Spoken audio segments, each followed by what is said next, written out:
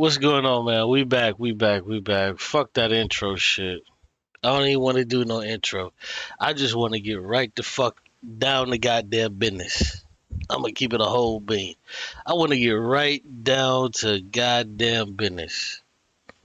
This shit's crazy, bro. This shit is crazy. These old niggas are back. These old niggas are back. They're back. They don't want to relinquish power, man. These old niggas are back and they don't want to relinquish power. They don't want to accept defeat. They don't want to accept that their outlook on the world and the way how they approach it hasn't fucking been working. They don't want to do it, y'all. They don't want to do it. These old niggas, bro. I'm telling you right now. So, I ended my stream. I went over to the brother's side of his channel. Shouts out to the brother. I don't think he particularly did anything wrong. But he did feel these motherfucking old niggas talking this fucking old nigga shit. This shit is pathetic, bro. It's pathetic. I'm gonna say this, and I hope niggas understand where I'm coming from. I'm a millennial. I hope, wish, and pray. If my generation can't get it done, which it's not looking like we will be able to get it done, I hope that the Gen Zers come behind my generation and they lambast and they tell niggas from my generation that you niggas ain't worth the fucking shit paper that you niggas wipe your ass with. I hope they tell the millennial niggas that. I hope they do.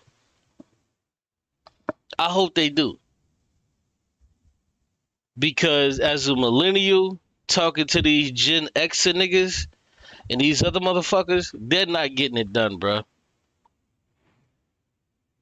The brother Sadnetta had this coon ass nigga on here. Like straight fucking coon. This nigga. What's going on, Shirley Larry? She says, I thought you were going to bed. I'm up listening. Yeah, I was going to go to bed. But this coon ass nigga said one thing and I was like, nah, I got to come back. I got to come back. And I don't have a problem per se with Gen X or anybody else, but it's time to relinquish power. It's time to relinquish. It's time to give it the fuck up. But these old niggas don't want to give up power. So Sadnetta had this old coon ass nigga on here by the name of Reverend. You already know it's a problem when a nigga has a title of Reverend. Conrad Tillard had this old coon ass nigga on here, right? And he has an issue with the younger people coming in. This idiot doesn't understand capitalism. He's okay with capitalism. I'm going to play a few of these things because this dude is a bona fide fucking idiot. Like, this dude is running around talking about Mayor Eric Adams is so great. He's so this, he's so that. Now, here's the problem. Let me lay it out like this. Here's the problem.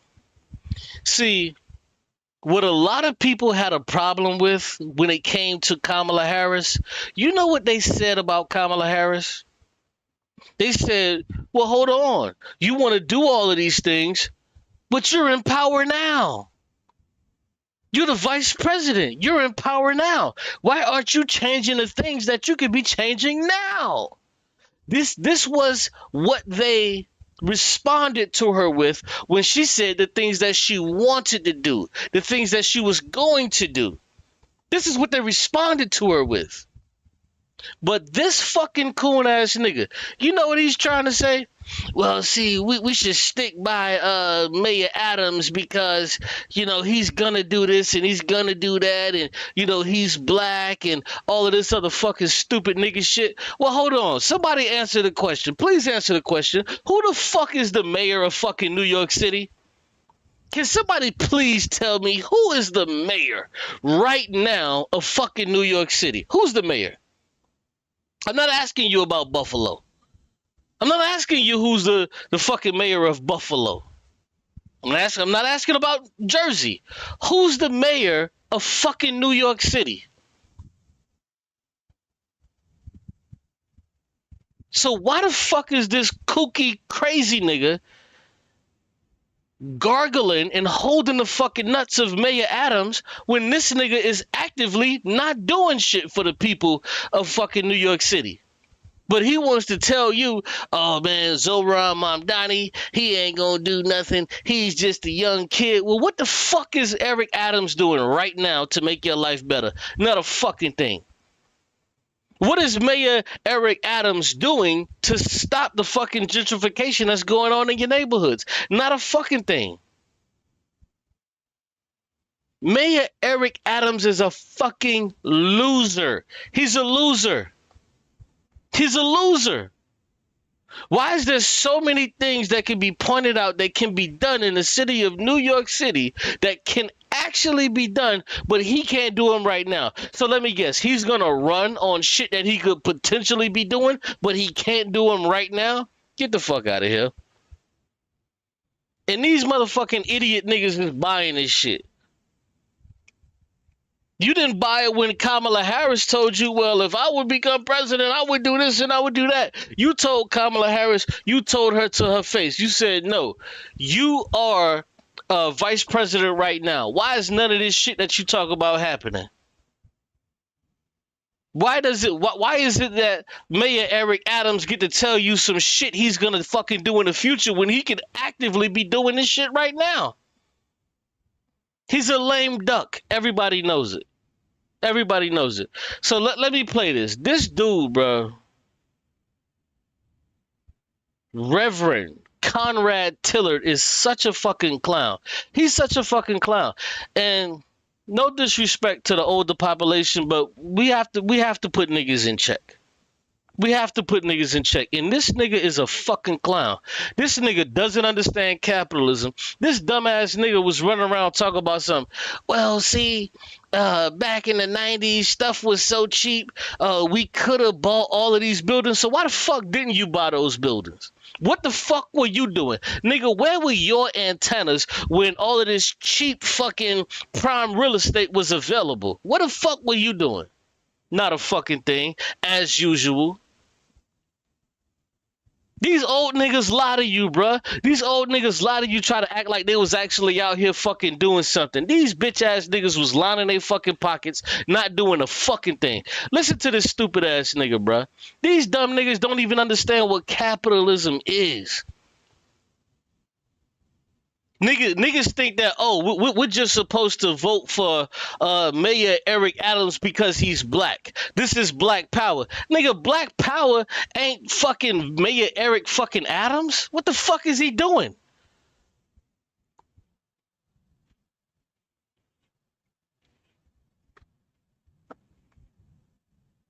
Listen to this fucking clown show. It's a clown show.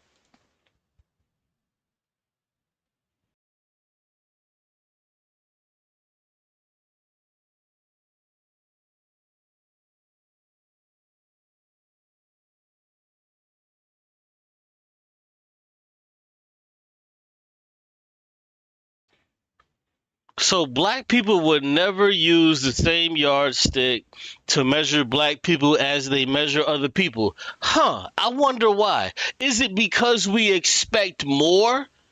Is it because we as black people expect more? And if we don't get it from black people who are in office, could that be it? No, that can't be it. It has to be because we're just too stupid. We're just dumb fucking Negroes. That's what it is. We're just too goddamn stupid. We shouldn't be asking more from the black person. We shouldn't do that. We should just be okay with Eric Adams being the fucking snake that he is, taking money from this group and that group, enriching himself. We shouldn't ask Eric Adams anything. You want to know why? Because you didn't ask Cuomo anything. You didn't ask the other mayor anything. So why are you asking Eric Adams for anything? Bullshit. Oh, black people would never measure another black nigga. We are supposed to measure them by their fucking failures, not by their goddamn wins. We measure them by their losses. These are facts.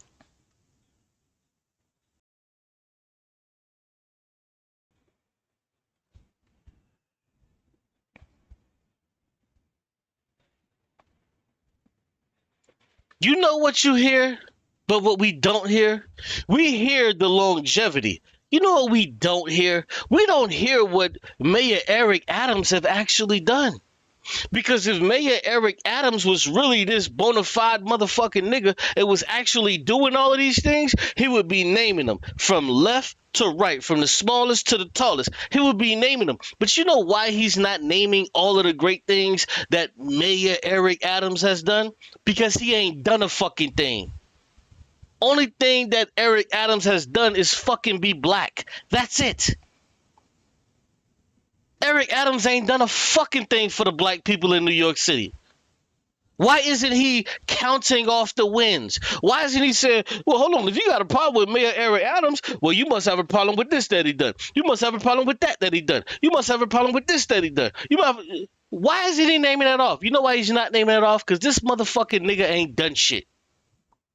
He ain't done shit. You got Zoran Mamdani that's coming out that has policies and practices that he's actually trying to implement to help fucking people. Not just black people, not just the Arabs, not just the Hispanics, but actual people of New York City. He's actually trying to help people of New York City. What the fuck is Mayor Eric Adams doing? Now, mind you, with all of this, Eric Adams is in fucking charge right now. This fucking coon is in charge right now. He's in charge right now. Why is it Zoran Mamdani has said, hey, man, we need more buses and we're going to make these buses very cheap, 50 cent, 25 cent. Why the fuck Eric Adams can't do that shit right now? Why Eric Adams can't say, you know what? Everything that Mamdani is talking about, I can implement it right now. Keep me in office. You know why he won't do it? You know why he won't do it? It's because he's in bed with the motherfuckers that don't want him to do it. So if you re-elect and rehire fucking Eric Adams, that bitch ass nigga ain't finna do shit. All you fucking gonna get is another fail for it again trophy. Eric Adams ain't trying to help black people. The fuck? Are you crazy? Now listen to this coon ass nigga.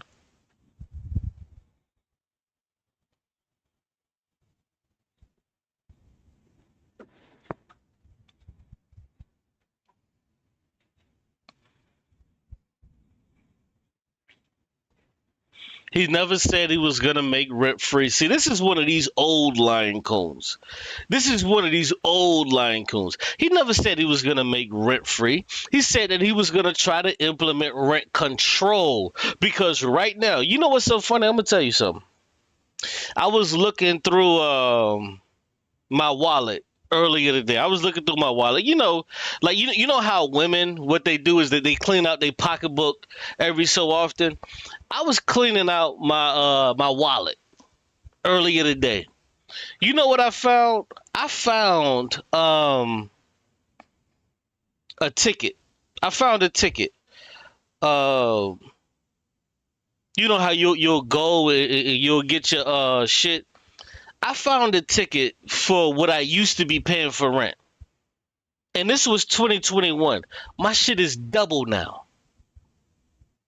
My shit is double now. So I looked at my old ticket from 2021 and now we in 2025 and the rent that I'm paying now is fucking double. So if I'm feeling it in the South, because you know a lot of these stupid niggas like to say, well, in the South, it's not that expensive. You could do. Shut up, nigga. You don't know what you're talking about. In the South, shit is the same shit. It still is fucking expensive. So I'm willing to bet if 2021 my rent was this and then now it's fucking double the goddamn price, I'm willing to bet that in New York City rent was one thing and then now it's fucking double also, if not triple. So this fucking idiot, Reverend Conrad Tillard, Shittard, is talking about, oh, well, Zoran Mamdani talking about he about to give rent free. He never said that. He said he's going to put rent control to where you won't be able to just double niggas fucking rent after fucking 2 or 3 years. This is what he said. This is what he's advocating for. So if that's the case, then why doesn't, if this is such a popular thing to where New Yorkers would love this thing, why don't Mayor Eric Adams, who's the mayor right now, advocate for these same problems? Why is he not running on these same things when he's the actual mayor right now? You want to know why? You want to know why Mayor Eric Adams won't do this shit? These popular things that Zoran is running on? He can say, hey, Zoran is talking about it. I can actually do it because I'm the fucking mayor. You know why this nigga won't fucking do it? It's because his handlers won't allow him to fucking do it. That's why. This is why they both, Cuomo and fucking Adams, lost the primary. This is why Zoran Mamdani won the fucking primary. You fucking idiots.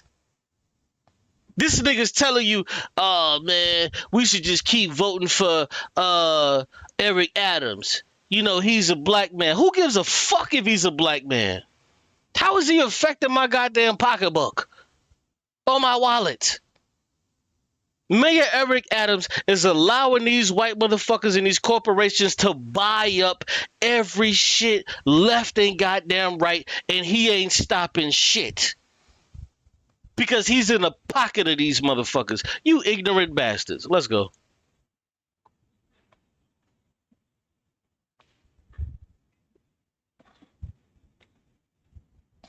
You fucking idiot. He does not have the ability to do it, but what he has the ability to do as mayor, he has leverage. He can say, hey, if you do this, then we can work together on something else. So he's not, listen, he's just a fucking mayor. He's not the fucking legislature by his damn self. We know that what he's talking about when it comes to grocery stores, that this is a fucking good thing. Everybody knows it's a good thing. The reason he won the primary was because of the things that he was attempting to implement.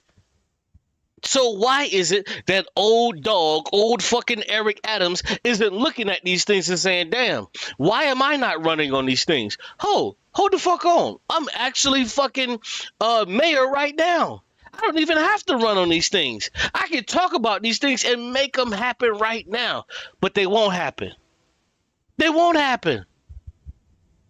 So this is why Mamdani is going to win, Eric Adams is going to lose, and also Cuomo is going to lose. You fucking idiot fuck.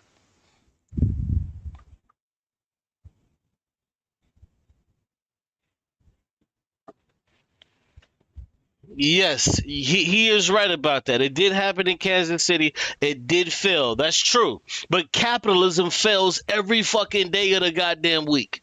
But you know what we don't do? We never give up on capitalism. We continue to give more and more and more money to fucking businesses. Look at Elon Musk. Look at Elon Musk. His SpaceX was failing. What do you mean no sound? What do you mean no sound? I see my levels going up. Press the one if y'all can hear me. Nah, you gotta turn your joint up, bro. I'm looking at my shit. No, my shit is up. Put a one in the joint if y'all can hear me, cause Salia's saying no sound. Ain't no goddamn way. Ain't no way. Come on now. You gotta turn up your mic, bro. Turn up the volume. Turn up. Right. So we understand that, yeah, from time to time, socialism can fail. But if we give it the same thing that we give capitalism, shit, take Elon Musk and his SpaceX. I can pull up videos right now to where Elon Musk could tell you, man, our shit was dead in the water. If we didn't get the $3.5 billion that was injected by the United States government, SpaceX wouldn't be here today. It wouldn't be here today. But I'm not playing a video at this moment. I'm just speaking. I'm just speaking. But I'm gonna play a video in a minute. But you're right about that. I did have the video muted, but I'm speaking at this point. But thank you for that, brother. I appreciate that. But yeah, so when it comes to these rich, wealthy motherfuckers, they get socialism. They get for the government to give them more money so they can continue to keep trying out their fucking harebrained schemes. But when it comes to things for me and you, the poor, the working poor, the middle class, man, they don't give a fuck about us. They don't care about you. But let's play a little bit more. Appreciate that, Salil. After millions of dollars of government money because he wants to put us in social housing. Well, you don't need to wonder what government-run housing looks like. He never said put niggas or people in social housing. He's talking about rent control. He's talking about rent control. So when 3-4 years go by, these landlords aren't able to price gouge you and just force you to pay. Listen, I've saw videos on YouTube to where motherfuckers is living in a goddamn 10 by 10 box talking about it's just a little small tiny home. What? You niggas is paying like $800 just to live in a small little 10 by 10 home apartment? This is what niggas in New York is living in. Talk about this is the greatest city. That city is a fucking piece of shit. Shit is trash. Just go to NYCHA. I mean, that's government-run housing. And so he's talking loud and saying nothing. No, he's not only young, but he's inexperienced. He's had no job. His mother and father are wealthy people. They both came from very poor circumstances. Okay, they came from India. Okay, and they came to this country. He was born in Uganda. All right, he came to this country. His father became a professor at Columbia University, highly acclaimed professor at Columbia, which Columbia is a temple. This is stupidity. To capitalism. We're not for capitalism. Did you hear this dumb fuck? Did you hear this dumb fuck? Let's rewind that, because this is the stream from yesterday, and I was listening to this shit when I was on the job, just listening, and I had to rewind this a few times. I said I know he didn't just say what I think he said, so I rewinded it a few times. At Columbia University, highly acclaimed professor at Columbia, which Columbia is a temple to capitalism. This dumbass said Columbia is a temple to capitalism. But let's continue. Were not for capitalism, great Ivy League universities and world-class universities would not exist. This fucking idiot said had it not been for capitalism, this great Ivy League schools wouldn't exist.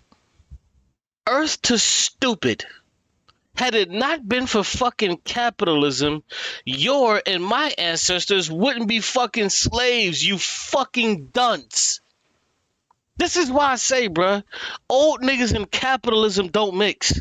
Because these niggas are fucking too stupid to realize the era that they're living in. They've been so beguiled by what they think capitalism is. But now the younger generation, we understand what capitalism is. We discern this shit, and this fucking stupid niggas talk about, well, these are great institutions. Nigga, these are the same fucking institutions that these motherfuckers was slave owners that were going to just to keep your fucking stupid black ass as a slave. You fucking idiot. Well, if it wasn't for capitalism, nigga, black people wouldn't even be on this fucking hemisphere. You fucking idiot. These old fucking coon niggas gotta go. They don't know no better. These are private institutions that rich people have created and founded. His mother is a great filmmaker. She is a tremendous, some of the greatest Indian movies you ever want to see. Fucking idiot. Salam Bombay, the Kama Sutra. I mean, she's a great filmmaker. Monsoon Wedding. I'll give her that. She's done great. Mississippi Masala. So why is it that this fucking idiot can run down the names of the movies that Zohran Mamdani's mother has produced or was the producer in? But he can't name one fucking good thing that fucking Eric Adams have done for black people. Do you understand the fucking stupidity and the fucking retardation that I'm talking about with this goddamn imbecile? He's telling you, no, we need to vote for Eric Adams because, you know, he's a black man and this and this and that. Okay, well, tell me the wins about Eric Adams. Nigga, you can't even tell me the wins of Eric Adams. But bitch, you can tell me all of these fucking Indian movies that a nigga never even fucking seen that Zohran Mamdani's mother has fucking produced. But you can't tell me anything that fucking Eric Adams has done for black people in New York City, you fucking coon, you clown. What the fuck are you talking about? You're a clown. And it's unfortunate that Sadnetta even fucking put this stupid ass nigga on air. Talk about some, yeah, go check out the nigga's channel. Check out his channel for what? He's a fucking coon. He's a clown. Go to his channel for what? To see what? To do what? To witness what? To experience what? He's a fucking clown. But what does that have to do with him being mayor? He's born with a silver spoon in his mouth. He was born with a silver spoon in his mouth. His mother produced a lot of movies. They're rich. Okay. But can you get back to the part to where Eric Adams is mayor now? What the fuck is Eric Adams doing now? Because he's still the mayor. Eric Adams is the mayor now. What the fuck is he doing for black people? And see, this is like one of the things that I don't like about Sanetta's platform is that he allows these motherfucking niggas to speak and say this bullshit and they go unmolested and they're allowed to say this fucking stupid shit. No, this type of fucking idiocy has to be checked, bruh. I get it. Sanetta don't know everything. Duh. I don't know every fucking thing. But goddamn, bro, this type of fucking idiocy has to be checked. Why the fuck should we just vote for fucking Eric Adams because he's black, knowing good and fucking well he ain't finna do shit for nobody? He ain't finna do nothing for nobody. Well, see, we gotta vote for Eric Adams because he's black. Oh, just because he's black? Is he doing anything else for black people? No, he's just black. It's just a symbol of power. Meanwhile, fucking Eric Adams is lining his fucking pockets with fucking Jewish money and all of this other shit. Man, if you don't get your fucking bitch ass out my goddamn face talking this fucking nigga shit, what are you talking about? It's idiocy. As Eric called he and Cuomo, two brats. And so I am not interested in what a man says. I'm interested in what have you done. So if you're not interested in what the fuck a man says, then you shouldn't be trying to listen to a fucking thing that Eric Adams is talking about when he's trying to go back for his re-inauguration. You should be looking at what the fuck he did, and he hasn't done a fucking thing. You said it, not me. I'm not interested in what a man said. Okay, well, fuck it. We ain't got to listen to niggas and what they talking about. Show me what Eric Adams has done. I've seen the pictures. I've seen the images. Harlem looked like some motherfucking brand new goddamn city with crackers every goddamn where. What has Mayor Eric Adams done? You niggas sound crazy. You niggas is listening to this fucking clown? This dude's a clown. And so I would hate to say that if somebody was running against Herman Smalls or Sonetta that I had never heard about because they were articulate and charismatic, I would not say, well, everything these brothers have done for 40 years doesn't mean anything. Shit me. I don't give a fuck if you've been running for 400 years. Fuck you, nigga. Get out the way. I don't give a fuck who it is or who it was. Get your ugly ass out the way and let a motherfucker up in here that's really trying to change shit. Eric Adams ain't trying to stop rent control. Under Eric Adams, rent has fucking doubled.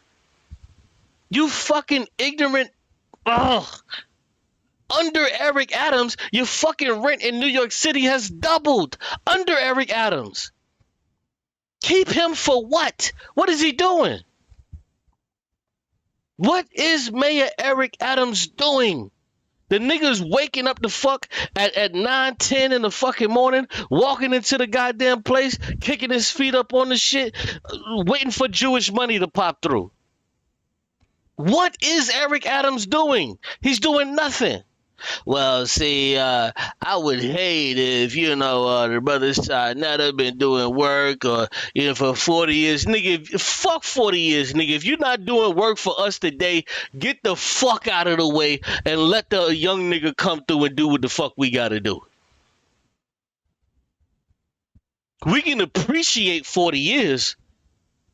Nigga, you telling me you just want a trophy? Oh, you want a trophy for what you done did? Cool. We'll give you that trophy. But in the meantime, in between time, can you please, excuse me, get the fuck out of the way while we try to get shit done? Can you get the fuck out of the way, my nigga? Because of a flavor of the month. What has the man done? I can show you. I just enumerated what Eric has done. No, he just lied. Listen to that. Did you hear that lie? He said he just showed you and enumerated what Eric Adams done. This nigga just lied. Bitch, all the fuck you showed us and told us is all of the movies that Zohran Mamdani mother has fucking produced. You ain't told us shit this nigga has done. And he's up here fucking lying. He's up here fucking lying, talking about, I've told you what Eric Adams has done. This nigga's lying. And this is how you motherfucking niggas get caught up in that goddamn trick bag. And this is how nothing ever fucking works for us. Because you got a fucking old nigga like this sitting up here lying. This nigga just tried to change fucking history of fucking 5 minutes ago.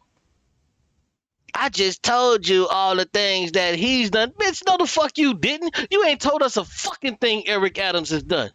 You ain't gave us a rec center. You ain't gave us a causeway. You ain't gave us shit what Eric Adams has done. You lying fucking creep. Get the fuck out of the way, you old fucking bastard. So the fact that he got the loudest applause doesn't surprise me. And I'll tell you why.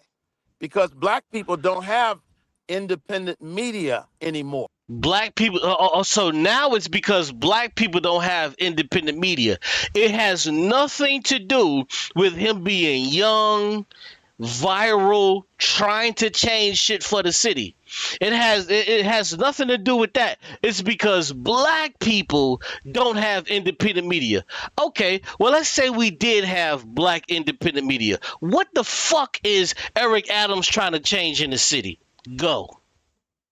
What is Eric Adams trying to change in New York City? People showed up and showed out to fucking vote for Zohran Mamdani. Why? Because they're tired of their fucking rent doubling every fucking 3 years.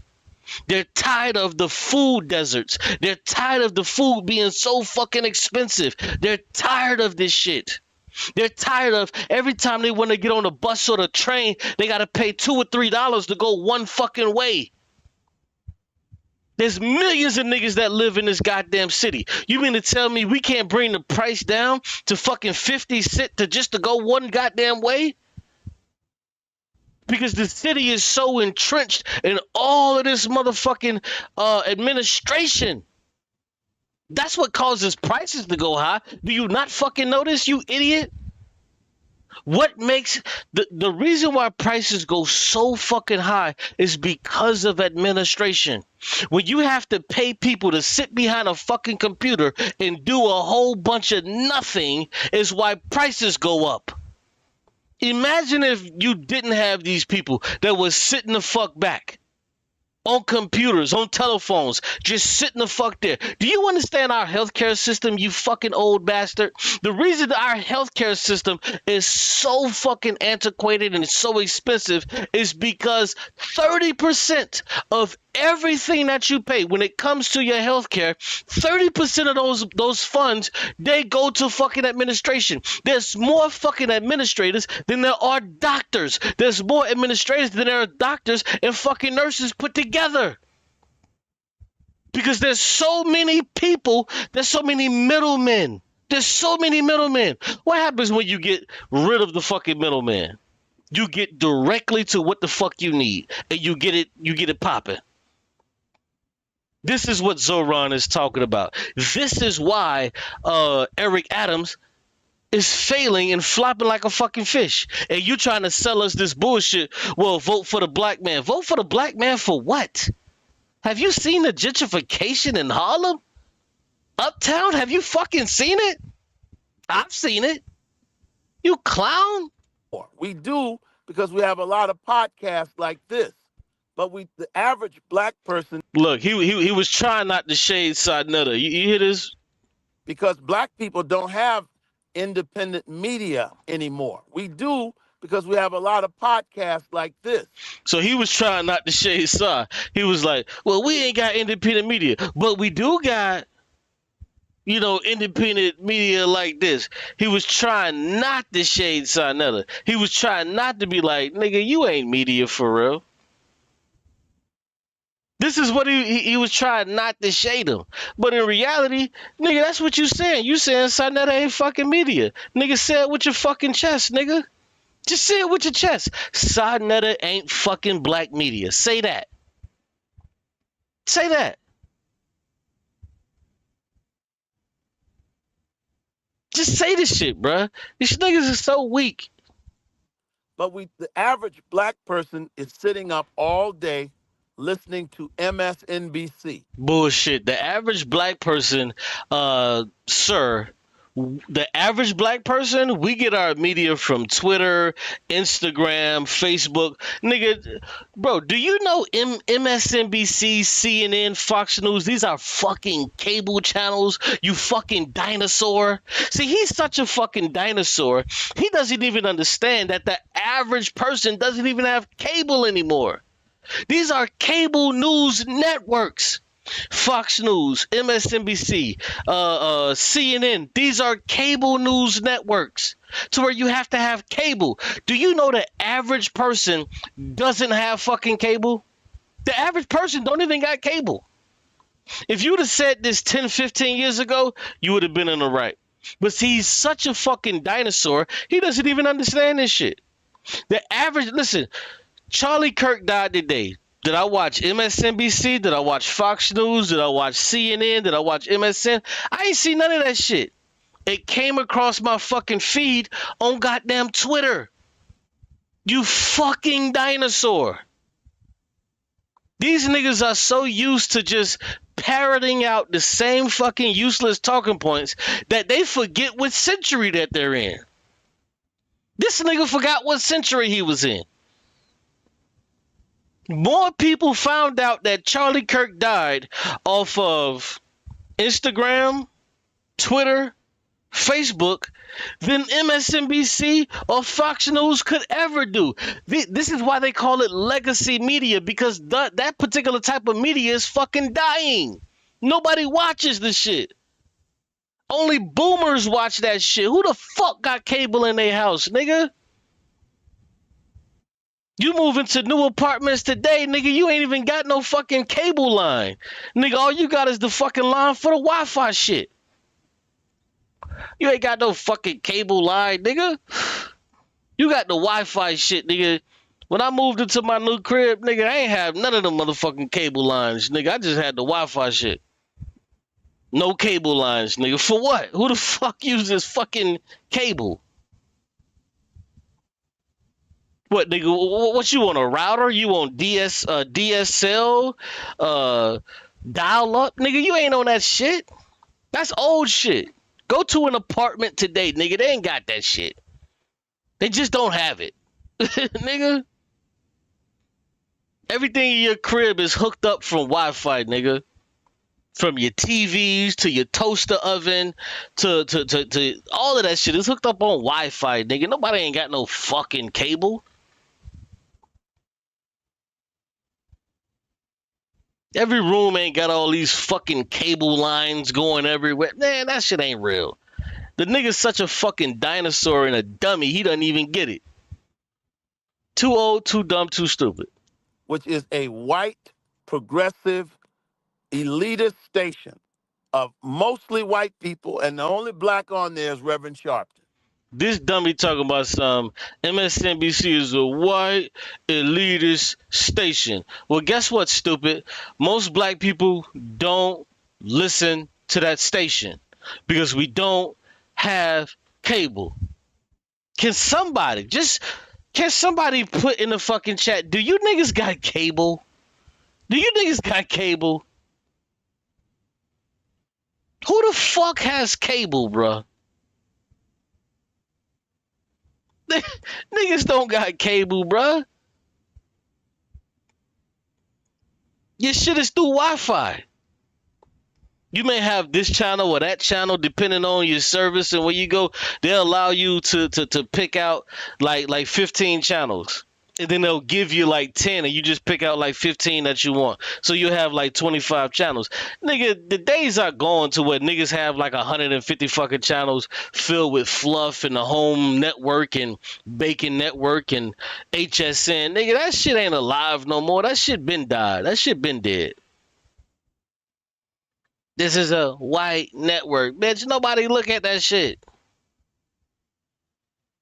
You gotta be crazy in 2025 to be watching some motherfucking MSN or MSNBC or Fox News. Nigga, you crazy. Most people watch MSN, Fox News from apps. We watch it from apps. You fucking clown. Okay? And so we can't distinguish anymore what's in black folks' interest and what's This dummy talk about we can't distinguish. No, dummy, you can't distinguish. You can't distinguish. We can distinguish. We can separate fact from fancy. We can separate bullshit from real shit. And this is why I'm able to separate the shit you talking about from what's actually real. Right, Khalil. Nigga ain't had no cable. But last time I had cable was like 2015. Homes today don't even have these hookups, bruh. Because, listen, homes today don't even have these hookups because you want to know why? They'll have one hookup. It'll be like in a living room because they know all of the fucking rooms are gonna what? Be on fucking Wi-Fi. Every TV in the home is gonna be on Wi-Fi. That shit is from the 80s and in the 90s, nigga. Who the fuck got all these cords coming through their room and all of this shit, nigga? That don't exist anymore. You ain't got all these cords coming through your motherfucking shit, nigga. You got one cord in the goddamn living room. That's for the goddamn router. And the router and the shit is supposed to just cover the whole goddamn house. You fucking dinosaur. Like, what is you talking about? These niggas is crazy. in the white progressives' interest. And that's a mistake because we had in the past WLIB, WBLS, WWRL, which told us what This nigga's talking about WLIB, WWR. Nigga, these are stations that you had to turn and click on your physical TV. You know why them shits died out? It's because nobody has TVs that they can click and turn anymore. You fucking clown. We gotta stop platforming these fucking clowns, bro. These old niggas that can't even just get into the future. what was in our interest. Now we're just mouthing the party line of the white progressives. And that is a mistake. Who the fuck is mouthing the interests of the goddamn progressives? What the fuck are you talking about? What are you talking about? What the fuck are you talking about? Do you understand that I'm a leftist and the average motherfucking nigga don't agree with what I talk about?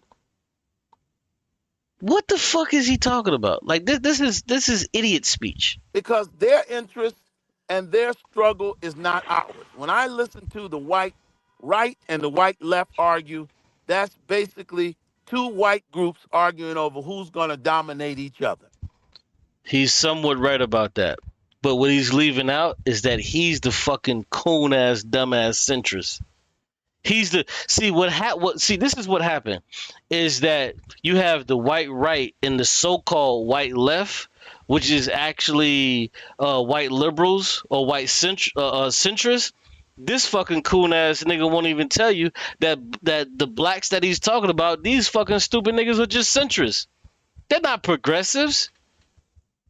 Black people in America are not fucking progressive. They're centrists. They're centrists. Name me the last person that you ran into, black person, that was a fucking communist like myself. It doesn't exist. I'm a unicorn out this bitch. You don't find niggas like me. I am the actual left. I'm the actual left. I'm the fucking nigga that's on the left. I'm not a fucking centrist. You don't find black people like that. Fuck out of here.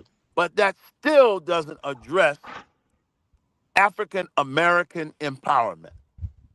And so, yes, if you listen to MSNBC, they have anointed Zoran.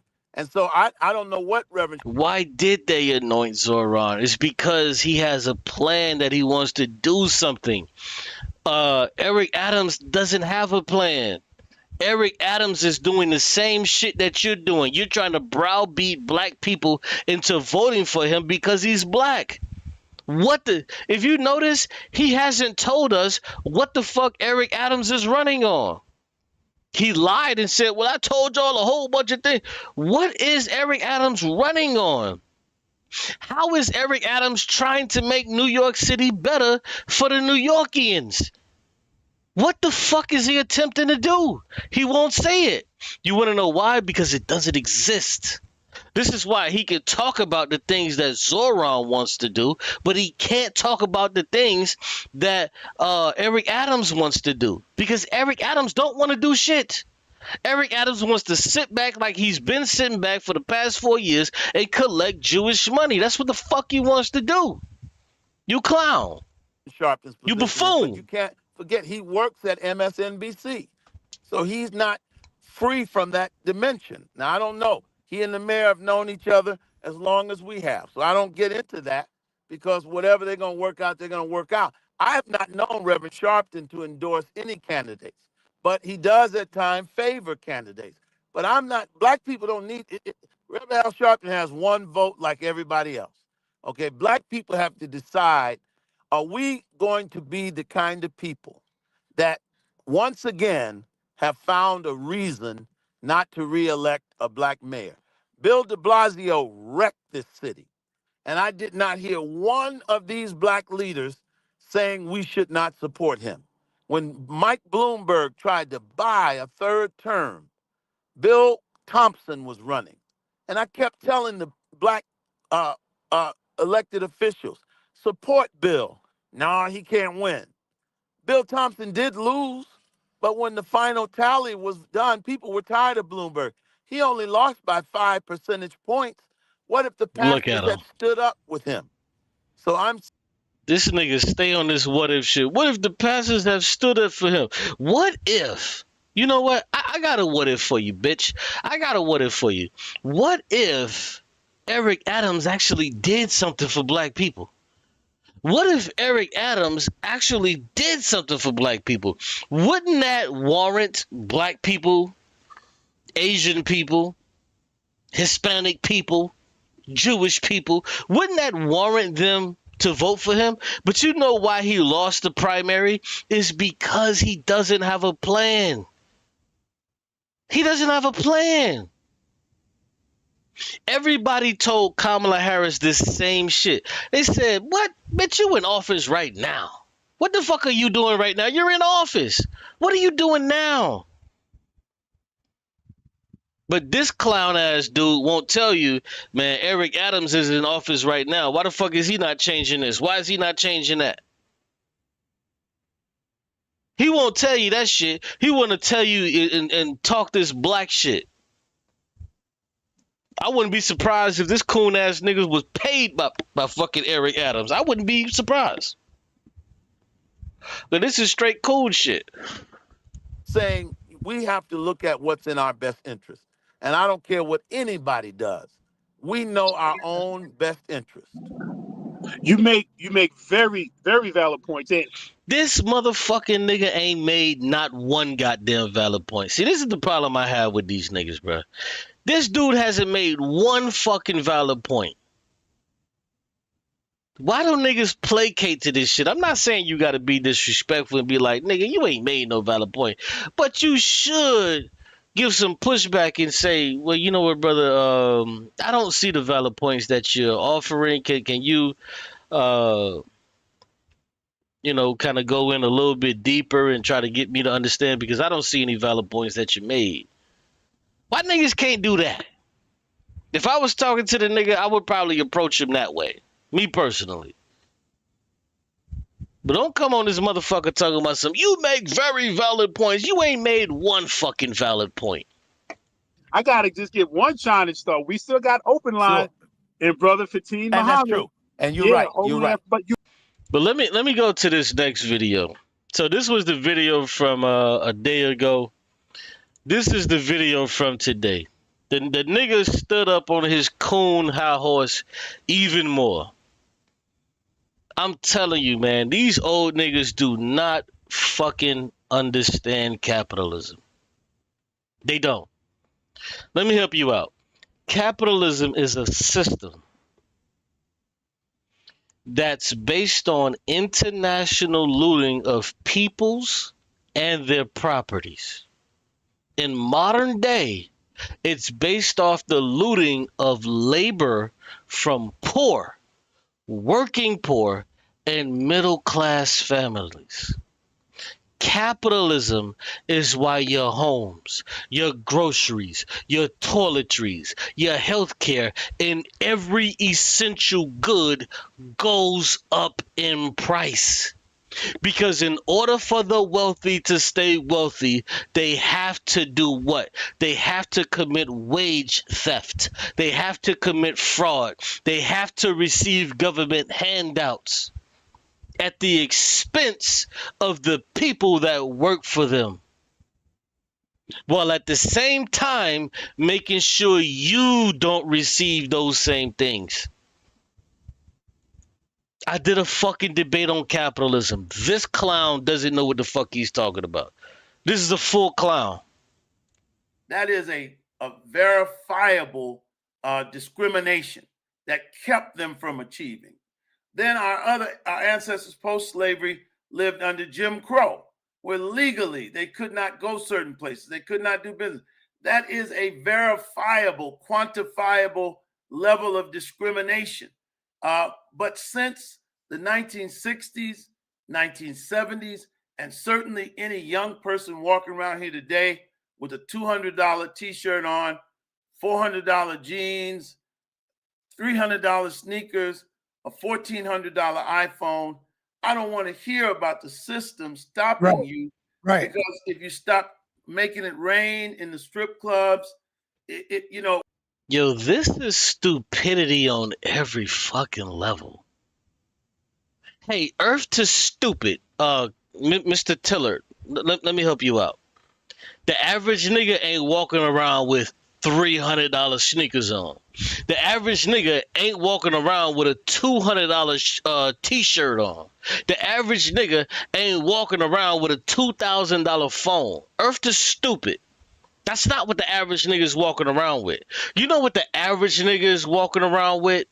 Especially in a city like New York City, he's walking around with a fucking bus pass, trying to get to work and trying to get back home. The average nigga is walking around with his fucking uniform on from his fucking job that he just came from. That's the average fucking person. So you, being the idiot that you are, I know you don't understand this, but this is the average person. The average person is not walking around with $300 pair of sneakers because they have sons and daughters to where this money can go to. You fool. You goddamn fool. This is not the average nigga. You don't see everybody just walking around with $300 pair of sneakers, $200. That's not what you see when you walk through Harlem. That's not what you see when you walk through the Bronx. That's not what you see when you walk through Brooklyn. That's not what you see. You see mothers getting off of work. You see mothers going to work. You see fathers getting off of work. You see fathers going to work. You see niggas with tools in their goddamn hand to go to goddamn work. This is what the fuck you see, you lying piece of shit. This is what you see. How fucking dare you attack black people and say this is who all the fuck we are. This is who we are. That's not who we are. We've never been those people. That's not the average person that you would see. And so what if a nigga wanted to splurge who's been down bad half of his motherfucking life and he wanted to go buy him a pair of J's? So what if you saw a nigga wearing that shit? Are we supposed to chastise you and tell you, look at the home you have. Look at all of the room you have behind you. You should be living in a fucking 10 by 10 fucking little house. Little apartment. How dare you fucking chastise black people based off of the little bit that we fucking have? How fucking dare you, nigga? And you are a fucking piece of shit ass nigga. How dare you chastise black people off of the little bit that we have, the little bit that we make? That we want to take the little bit that we have for our goddamn self. And if I go buy me a fucking PlayStation 5 or 6 and I want to feel good about being who I am. How fucking dare you, bro? Because I not only saved up to get this goddamn PlayStation, I also saved up for my daughter and her birthday that I could buy the shit that she wanted. How fucking dare you? You fucking piece of shit. You slime ass fucking Democratic shield. You slime. You're trash. I don't respect motherfuckers like this. You got a problem with black people just trying to do a little bit. I'm going to tell you right now, nigga. If I want to go buy me a fucking pair of Jordans, nigga's going to make me feel better. Am I living in poverty? Am I fucked up? Yes, I am. But guess what? I feel a little bit goddamn better about myself. When I bought that PlayStation 5, when I bought those Jordans, when I bought that bag of weed, it allowed me to get to the fucking next day. I played a fucking video game because life is so fucked up. I smoked the fucking weed because life is so fucked up. And instead of me going and bombing a fucking building or killing every bitch and they mammy, I'm okay with my little Jordans. I'm okay with my little PlayStation. I'm okay with just buying some earrings or whatever the fuck to make me feel good or make me feel nice in the fucking time that I did it. How dare you, nigga? Knowing that black people ain't never had a fucking thing in this goddamn country. And you want to take a shit and you want to attack the smallest and the worst of us? Because I don't get fucking paid shit and I don't waited 10 fucking months to save up 60 goddamn dollars and I waited 10 fucking months and I saved up $600 out of 10 months and I bought me a goddamn PlayStation. You fucking right, I bought one. Because if I didn't buy the goddamn PlayStation, I would have been buying some materials to get bombs and bombing fluid and all this other shit to blow this bitch the fuck up. How dare you, nigga? Sounding just like the cracker that's in you.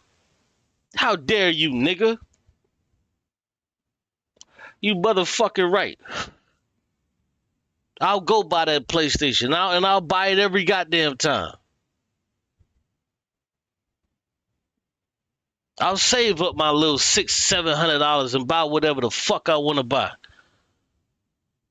What the fuck? Listen, me saving up my little money to buy my $300 pair of Jordans or to buy this. What the fuck is that stopping Mayor Eric Adams for doing what the fuck he's supposed to be doing? What is that stopping him? None of that shit is stopping him. You fucking clown, coon ass nigga. We talk about the disparity between black wealth and white wealth. You hear a lot of these old liberal professors And these liberal college He's talking about professors have liberalism. messed up more Negroes. How the fuck can in one hand you talk about liberalism, but before that you taking a shit on niggas?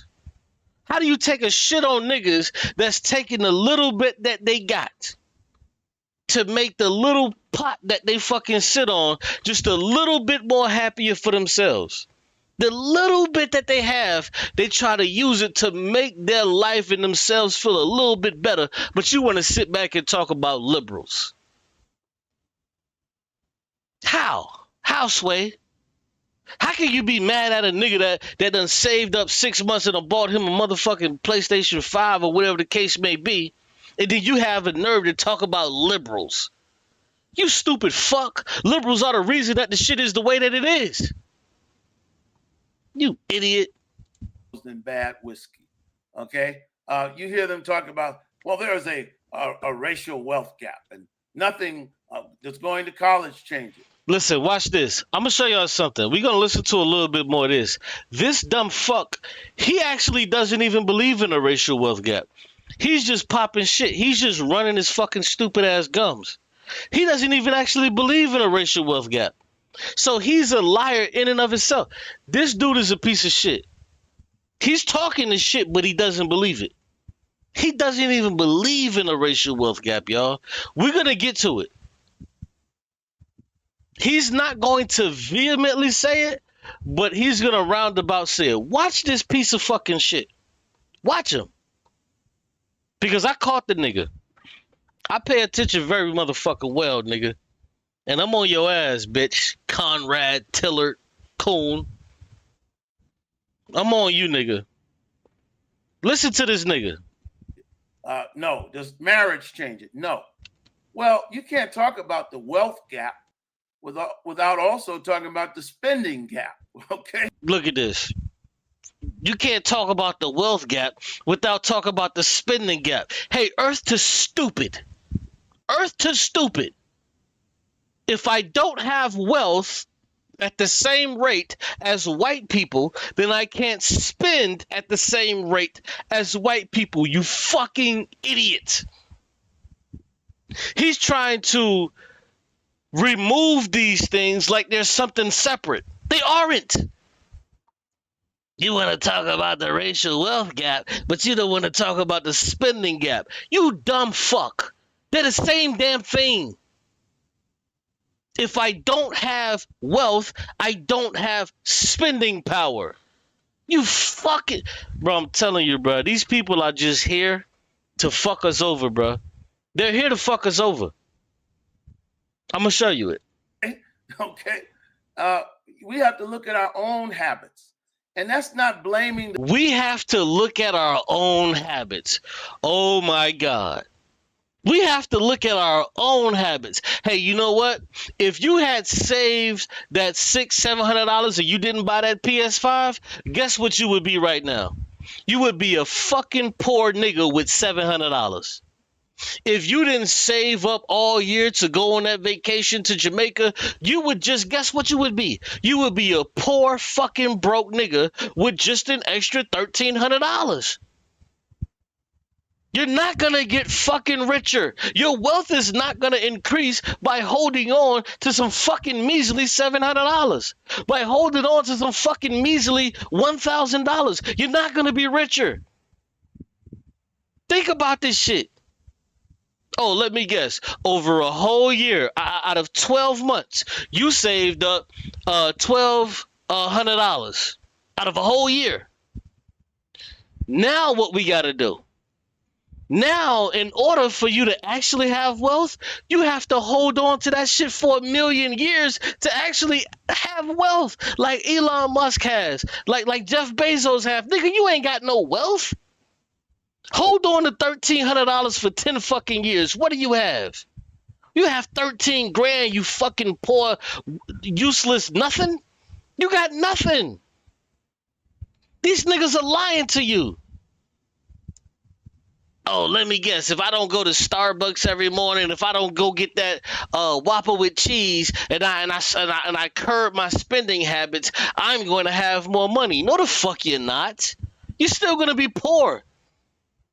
You're just gonna be that poor nigga that just don't stop at fucking Burger King every morning. What money do you have? Save your $1,200. Okay, let me guess. You can save $200 a month.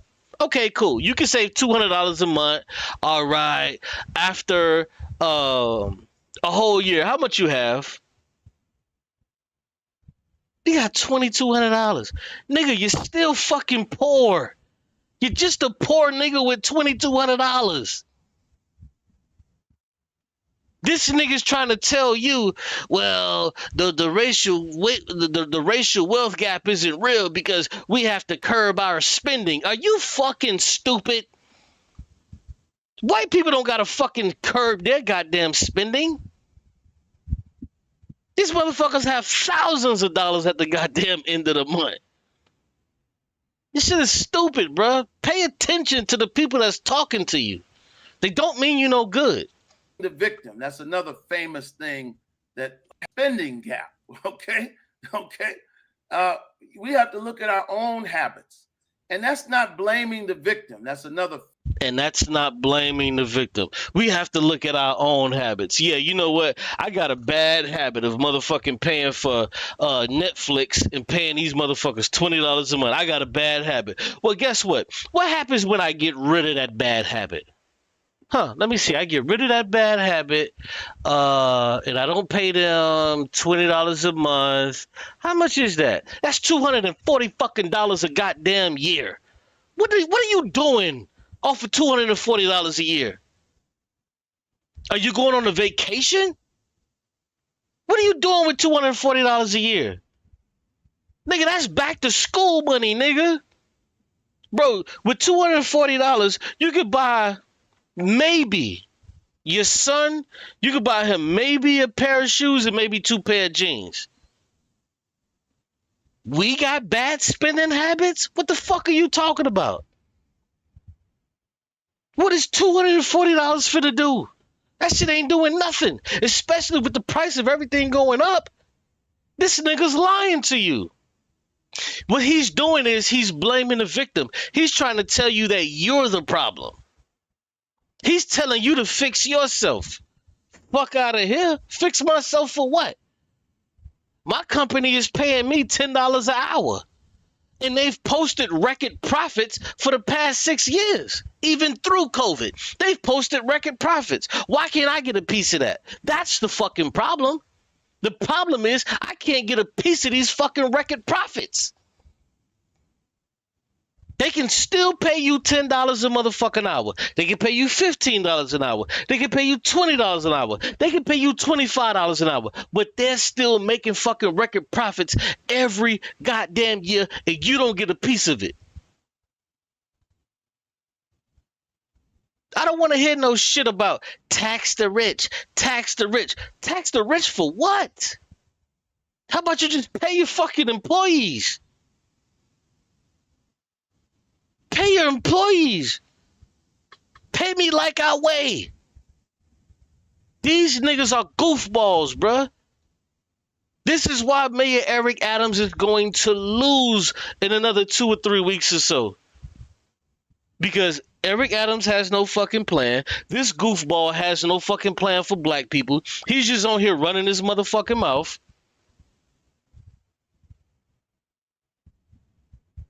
Like, bruh, like, this nigga's a fucking clown, bruh. This dude's a clown. See, what he's doing is he's trying to put the shit back on black people like we doing something wrong.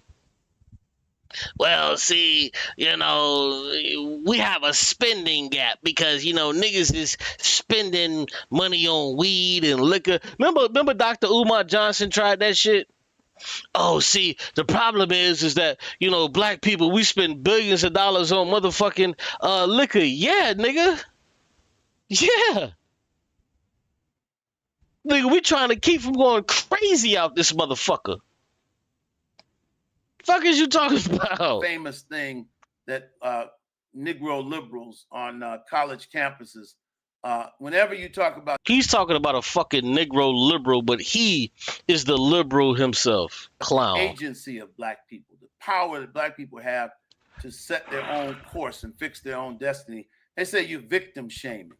No, it's not victim shaming. What it is doing is saying that this status quo does not have to exist. If the status quo does not have to exist, why the fuck are you not fighting against the status quo? If you're saying, if you recognize and you can see that the status quo should not have to exist, why aren't you fighting against that, Mr. Tillard? You know why you ain't fighting against it? Because you pussy, you a bitch. Your time is over. This is why it's later for a lot of you goddamn Gen Xers. It's later for you niggas. And like I said, when the Gen Z niggas come up and they see us millennial niggas, we ain't got shit popping, they should be looking us square in the eye and say, nigga, get the fuck out of the way and let us do this shit. Get out of the way, niggas. Get out of the way, old man. Let us do this shit. Ride through Williamsburg or Borough Park, and I see Jews who have their own banks, businesses. Look at this. Stupid old niggas still talking about banks and businesses. Can you believe it? In 2025, this is how you know you're dealing with a fucking idiot. Niggas still talking about banks and fucking businesses. Banks and businesses. Banks and businesses. Well, see, this is the shit that bothers me and perturbs me to the fucking utmost degree. This is something that I fucking hate almost more than anything. When a fucking nigga tell me, well, see, what we got to do is we got to start growing our own gardens and we got to start doing for self. Nigga, fuck that. The institutions are in place already of how the fuck we live. Everything is in fucking place. Why the fuck should I have to grow a goddamn garden when in fucking Iowa, them motherfuckers got millions of acres that can feed every goddamn body? But the capitalists are making sure you don't get a fucking thing. We ain't gotta build no fucking banks and no stupid shit like this. We need to take over the fucking system that's causing you not to eat, causing your family to be poor. Take over those fucking systems and redirect those goddamn funds.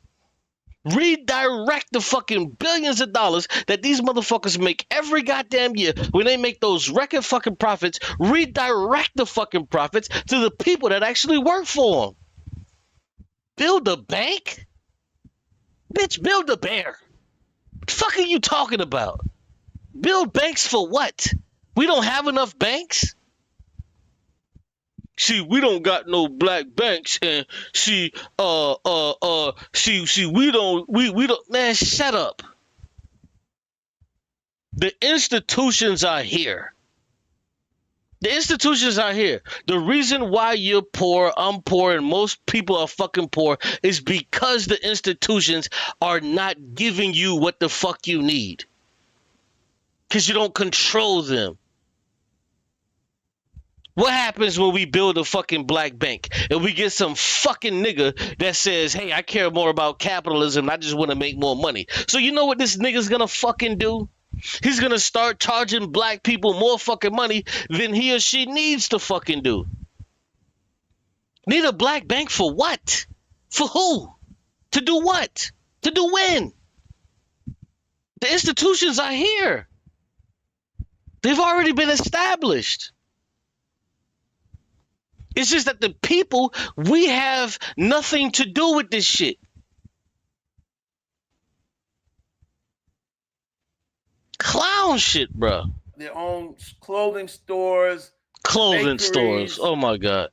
This nigga said clothing stores and bakeries. What the fuck is a clothing store or a bakery is gonna do for black people? What the fuck is a clothing store or a bakery is gonna do for black people? Bro, listen, I tell you, these niggas are constantly trying to work out 1965 fucking problems for 2025 issues. These niggas are talking about what? I wish a nigga would come to my motherfucking face and tell me some stupid shit about, man, hey, listen, man, I'm gonna tell you, hey, Qube, check this out. I know people ain't talking about this, and I'm gonna keep it real. Excuse me. You know what we really need? We need bakeries, bro.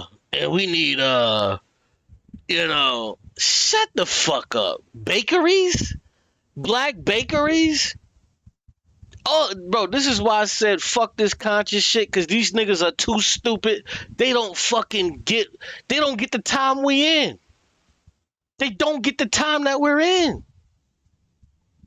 Every textile factory, all of this shit is already in place. What the fuck reason do you need to create a black textile company? For what? A black bakery? For what? There's already bakeries. There's already textiles companies. All we need to do is, as people, take these shits the fuck over and pay people. That's it. Everything is in place. Everything is in place. Everything is in place. It's just that white motherfuckers, they're hoarding all the wealth. They're just hoarding all the wealth. If we can take these shits over and pay niggas how to fuck their way, everything goes how it's supposed to be. You ain't got to build no black bank. Build black banks for what? These motherfucking black banks, they're not going to give money to and rent out homes for fucking white people? What are you talking about? We need black banks. Black banks for what? The institutions are there. Everything is there that we fucking need in America. Everything is here. This ain't the fucking 1620s. Everything that we do on a daily basis, from goddamn juice, from the juice that we drink to the toilet that we take a shit in, everything is already set up. Everything's set up. The only thing we need is to stop wage theft and to allow people to get paid how they should be paid. That's it. You don't have to tax the rich. No. Pay niggas how the fuck they supposed to be paid. That's it. We don't have to take $50 million from the Ford Corporation. We ain't got to do that. All we have to do is have Ford pay niggas that work for Ford. Pay them niggas how the fuck you supposed to be paying them. Give them their $50, $60, $70 an hour. That's it. It's possible. We can do the same thing. We got to stop celebrating criminal culture in the black community. Oh, boy. We got to stop celebrating. Okay, so by stop celebrating criminal culture, somehow that's going to equate or turn into more money in niggas' pockets. Really, my nigga? Like, this is old coon talk, bro. This is old coon talk. This is just old coon talk. How many young people, every drug dealer that spent 40 years in jail, we call them a legend. Okay? So there's a lot. Most niggas don't even know niggas that done spent 40 motherfucking years in prison. Who the fuck knows anybody that spent 40 years? Things we can do. And I'm sorry, I'm out of that school of Marcus Garvey, Booker T. Washington, Honorable Elijah Muhammad. I think those men had the most sound approach because it said that basically we are responsible for our own future and our own destiny. Look at this. Look at this. This is coon talk. We are responsible. Do you know when these people were saying these things, you fucking coon? They were saying these things before fucking Jim Crow. They were saying these things before we were locked out of the so-called American dream. You stupid bitch. Do you know that we were fucking locked out of the so-called American dream? We were locked out of that shit. So the people that you're talking about who were actually saying these things after slavery, we subsequently got locked out of this shit.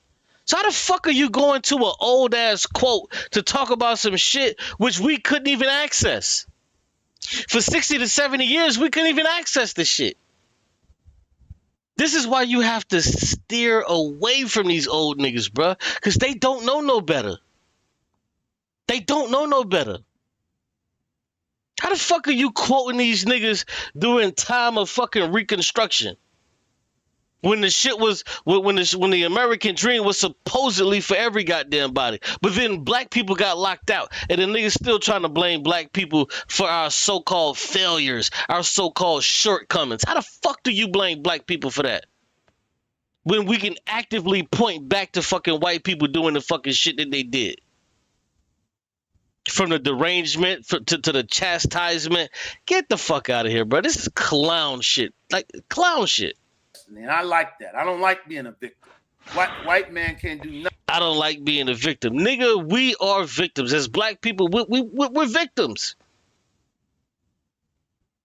See, this is how you can tell this is some MAGA conservative shit. I don't like being a victim. Nigga, you ain't gotta fucking like it.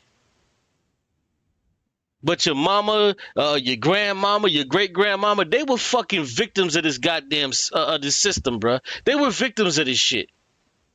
And the reason why you ain't got shit is because of that. Because of this system. You're a fucking victim, nigga. Stop letting these crackers tell you, oh, a victim is oh no, you can't. No. We were victims and we are victims of this goddamn system. It doesn't mean that you a weak ass nigga or you a piece of shit or you don't mean anything just because you a goddamn victim. If some fucking nigga victimized your fucking son or your daughter or some wild shit, you're gonna say, yeah, she was a victim of rape or of SA or whatever. Then you ain't gonna feel no two ways about it. But when it comes to black people, oh, we shouldn't be victims. Bitch, we are victims of this goddamn society. Why the fuck should we not stand on that shit? You don't hear the Jews talk about some, well, we ain't victims. They sit back and take those fucking $3 billion every fucking year. Every year. They sit back and the Jews, they sit back and take those $3 billion every fucking year. And they never sit back and say, we're not victims. We're not victims. They say we are victims because this is some fucked up shit that happened to us. This is some foul shit that happened to us. This is coon talk. Nothing to me. He can't stop me from doing anything I want to do, and he can't stop us. Coon if we talk. were able to come together. Coon talk. And work together collectively. That's my. That's where I have evolved to. But it really isn't that much of an evolution because it essentially is the same view that I had in the movement. Look, Sonetta kind of looking like, huh? Yeah. Hopefully he say something to the nigga because this is fucking coon talk, bro. This is like, come on, bro. And brother Tillett, I share that view. Yeah. But now here go this nigga. And brother, I see that view. What the fuck are you? What view are you talking about, Herman? What view are you talking about? You supposed to be the pro-black power nigga, the RBG, like, what the fuck view do you see that? How are you looking through shit in the same lens as this fucking cone? What do you see that this nigga's seeing? How the fuck are you niggas seeing shit the same way? How are you seeing shit the same way that this fucking old cone is seeing shit? I don't see it. I think, well, just to go back a little, and then I want to come back to this point. I don't know if that was the fairest characterization of the Black Panthers, that they were trying to do war with the United States government. Now, remember, one of their largest programs was the breakfast program. They were feeding our community. And yes, these were brothers. I'm talking about the original Black Panthers. These were brothers that said, hey, you're not going to They were brothers and sisters. They were brothers and sisters. Be coming to our community, murdering us, brutalizing us. And so they did have an element that said we have to defend ourselves. But I think that as if to portray them as if they was, and I mean, the United States government's got warships, they got tanks. So I don't think that was ever the goal. So to say that they was trying to stop us from being brutalized, and it was trying to get us to receive humanity, being respected. So I think that's a better. Man, they was trying to get us to receive some of the humanity and some of the humanities that the fucking United States government was offering to white people. They were trying to do all of these things at the same goddamn time.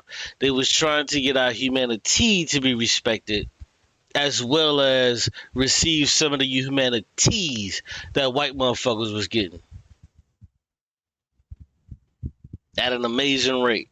Now, were there bumps? Did heads bump? And did those leaders ultimately pay the sacrifice?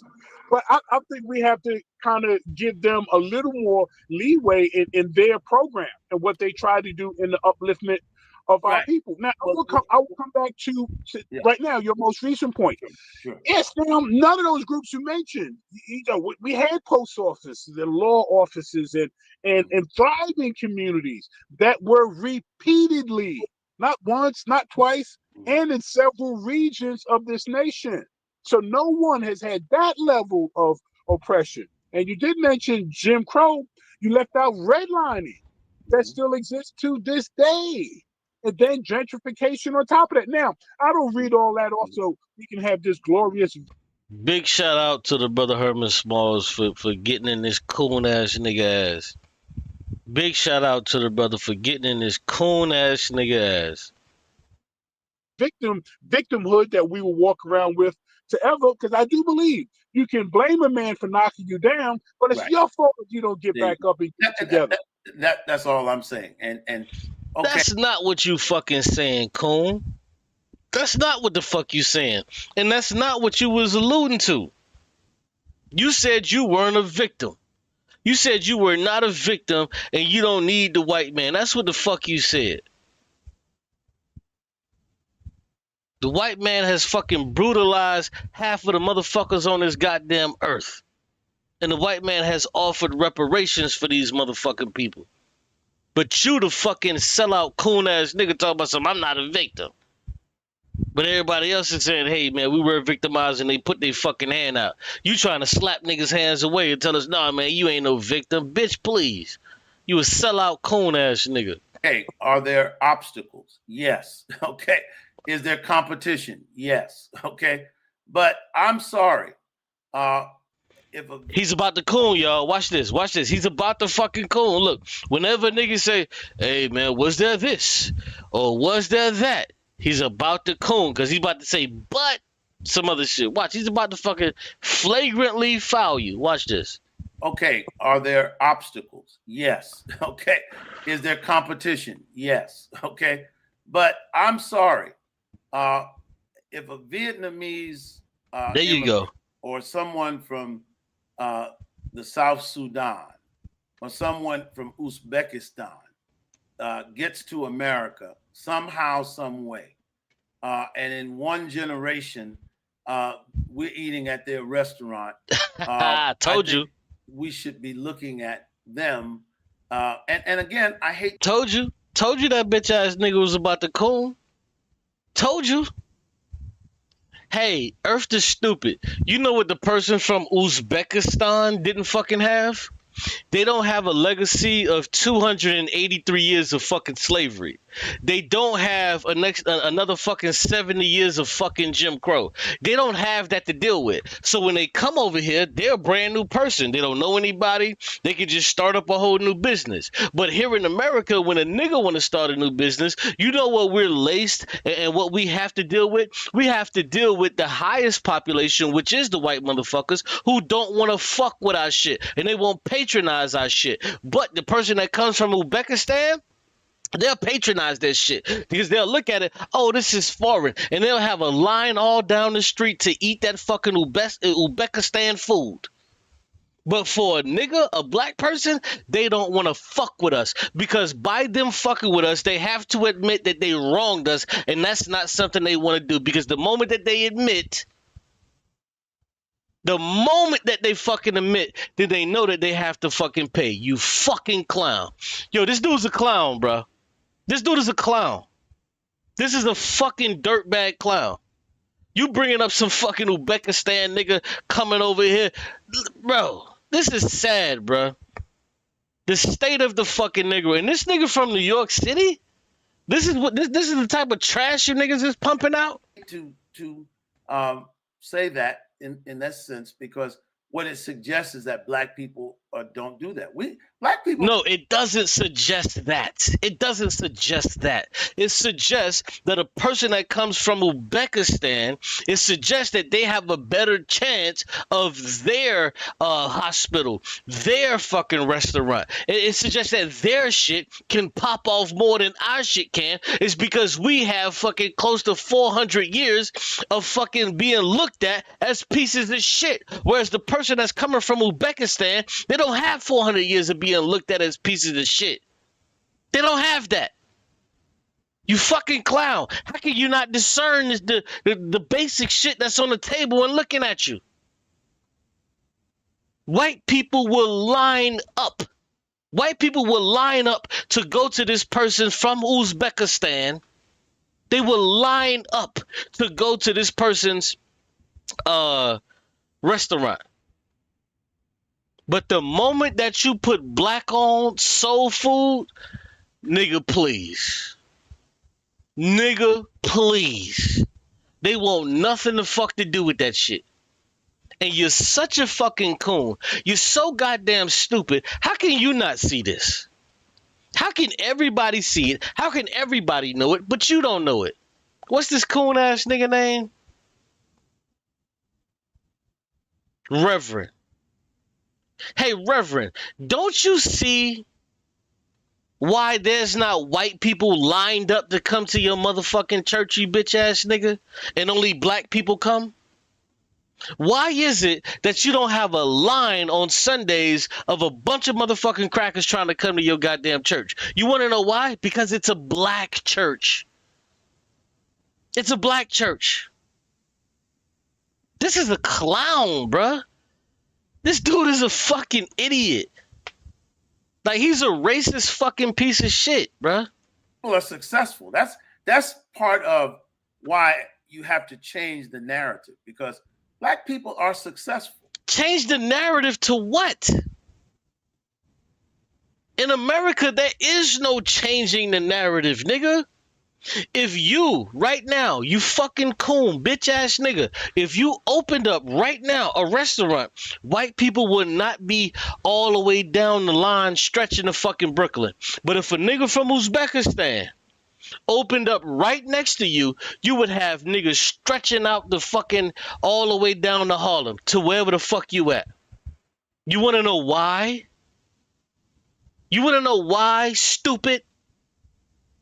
Is because they're not saddled with all of the fucking history of a person from Uzbekistan. But when they go to a place where black people are, where it's black owned and operated, they're saddled with that fucking history. They're saddled with that shit. You know what they don't want to fucking do when they go into a black establishment? They don't want to see black figures. You know what they won't see when they go into the dude that has a restaurant that's from Uzbekistan? They won't see fucking Dr. Martin Luther King telling you how fucking disgusting white people were. You know what they won't see? They won't see pictures of fucking Dr. Khalid Muhammad telling you how fucking disgusting white people were. They won't see that. But white people know if they go to a black restaurant, there's a greater chance that they're gonna see Malcolm X, that they're gonna see Malcolm X, they're gonna see Martin Luther King, and that saddles them with shit they don't want to fucking deal with. But when they go to the restaurant of the motherfucker from Uzbekistan, you know what they're gonna see? They're gonna see some Hindi shit all over the fucking wall to where they can practice escapism. They can practice their escapism and not give a fuck. It's difficult. It's very difficult. If I just robbed you and I just stole from you, you know how fucking difficult it is for me to sit in your fucking living room or at your fucking table and eat your food? If I just stole your fucking TV off the goddamn wall and you don't know it was me? You know how difficult it is for me to be able to sit in front of you, your family, and you giving me the utmost respect, and me knowing that I've stolen all of this shit from you? You know how difficult that is? It fucks with your head. White people just want to go and eat. They don't want to deal with all of this baggage. They don't want to deal with the baggage. They don't want to deal with the baggage of having to deal with what the fuck their ancestors did. This is why they say, no, I'm not going to be saddled with that shit. I ain't do nothing. Hey, I was born in 1993. I ain't have nothing to do with that. This is why they do that. This is why they do that. And this fucking clown, coon-ass nigga is allowing these crackers to do it. Fuck no. The truth is, the answer is, and what it should always be, is that you should always have to respect the people that came before you, what the fuck they did, and acknowledge what the fuck they did. Because this is how you're here today. White people don't want to do that. White people have thrown up their hands and they said, well, I never enslaved anybody. Why should I owe reparations? They'll say that to you in a second. They'll say that to you in a second.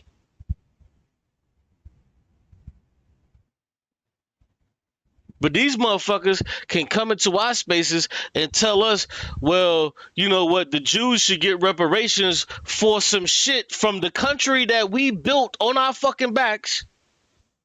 The Jews should get reparations for some shit that we never fucking done. And we should love it because they're the people of the book. If you don't get the fuck out my face, you goddamn coon ass nigga. Bro, this nigga, bro, get out of here, bro.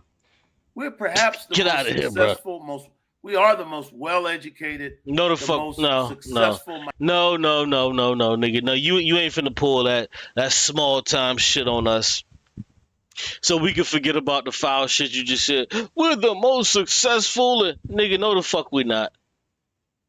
No the fuck we not, because you just gave us an instance to where we wouldn't be successful.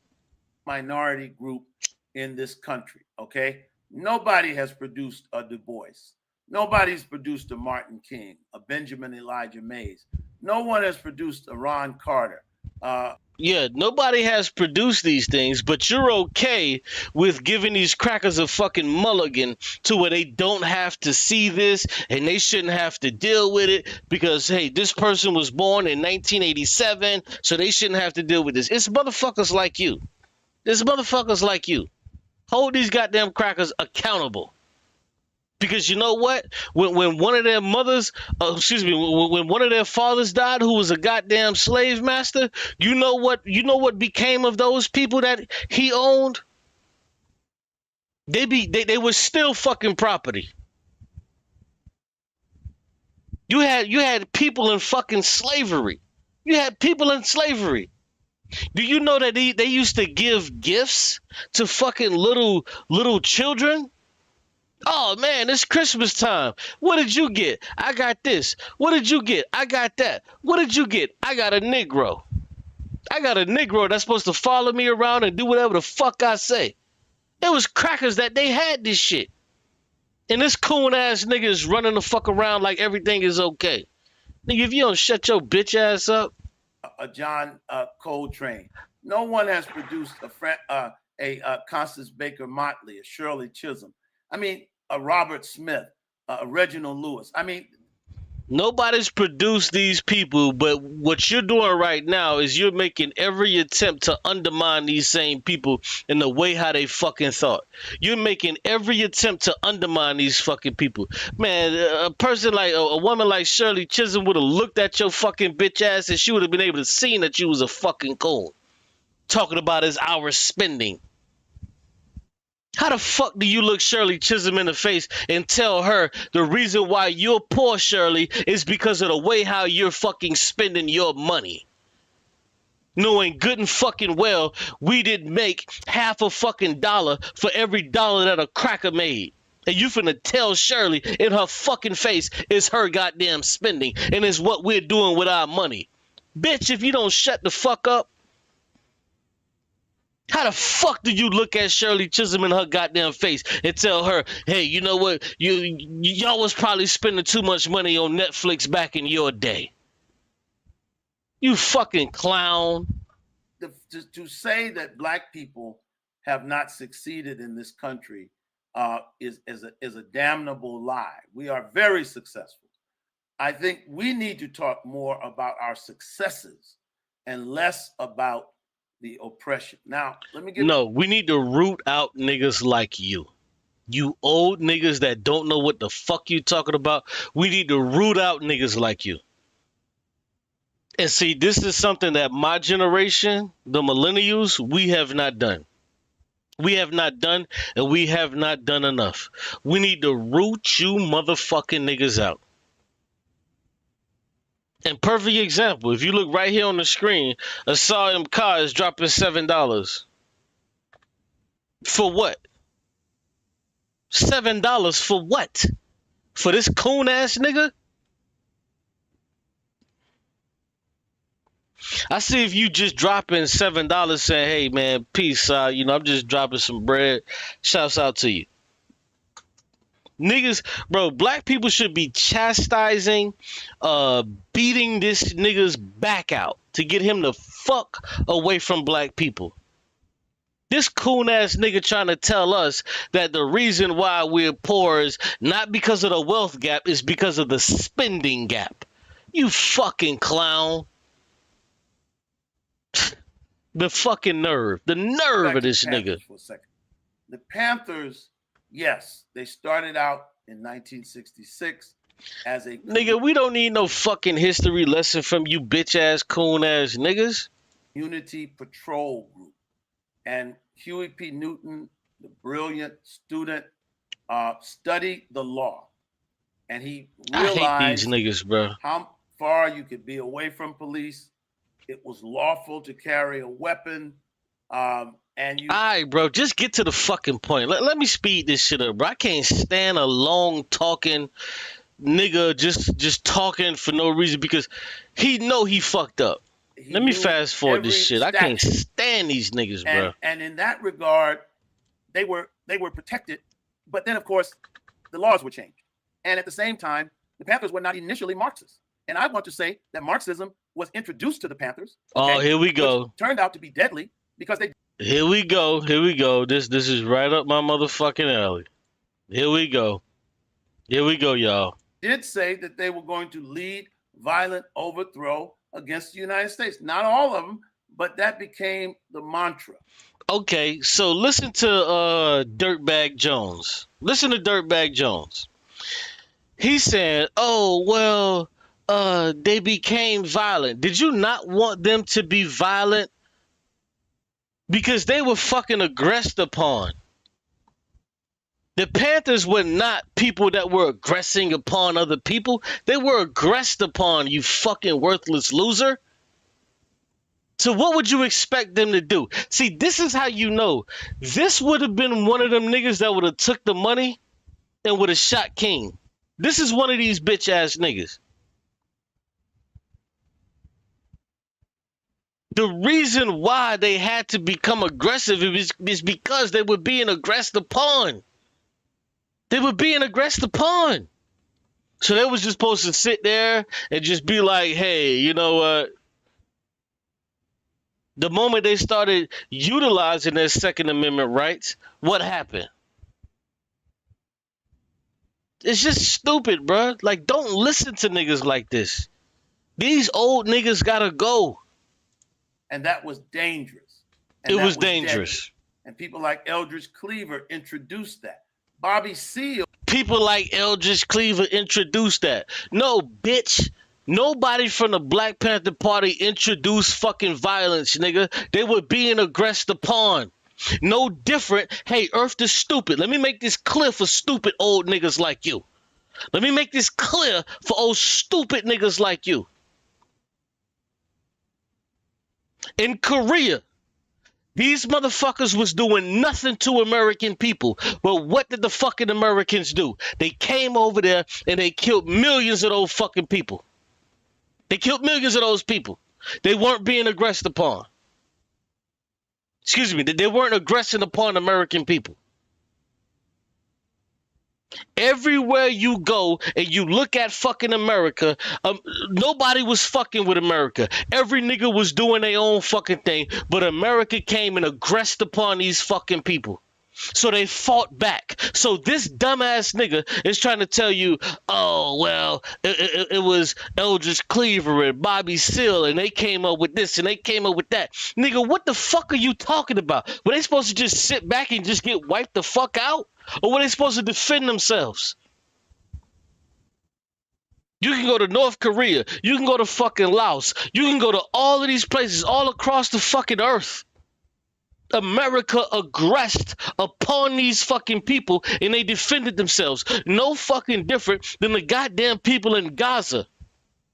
The Palestinians in Gaza, they have been being aggressed upon for 70 fucking years. 70 years. They have been being aggressed upon for 70 years. So you know what they did? They struck back with October 7th. They struck back with October 7th. And then now look. Now you got a fucking genocide that's being taken place. A genocide is being taken place because they struck back, because they were being aggressed upon for 70 fucking years. But now everything that everybody want to talk about is October 7th, October 7th. Israel has the right to defend itself. Well, what the fuck happened after the Nakba? What happened after the Nakba? People forget that these motherfucking Jewish motherfuckers just plopped out and just dropped out of fucking thin air and just started killing niggas in the 1940s. Right after World War II, they just started killing niggas. And you say, well, damn, how did they just start killing niggas? Well, because the fucking United States, Britain, they armed these people. They armed these people, and then it's been the same shit ever fucking since. Same shit ever since.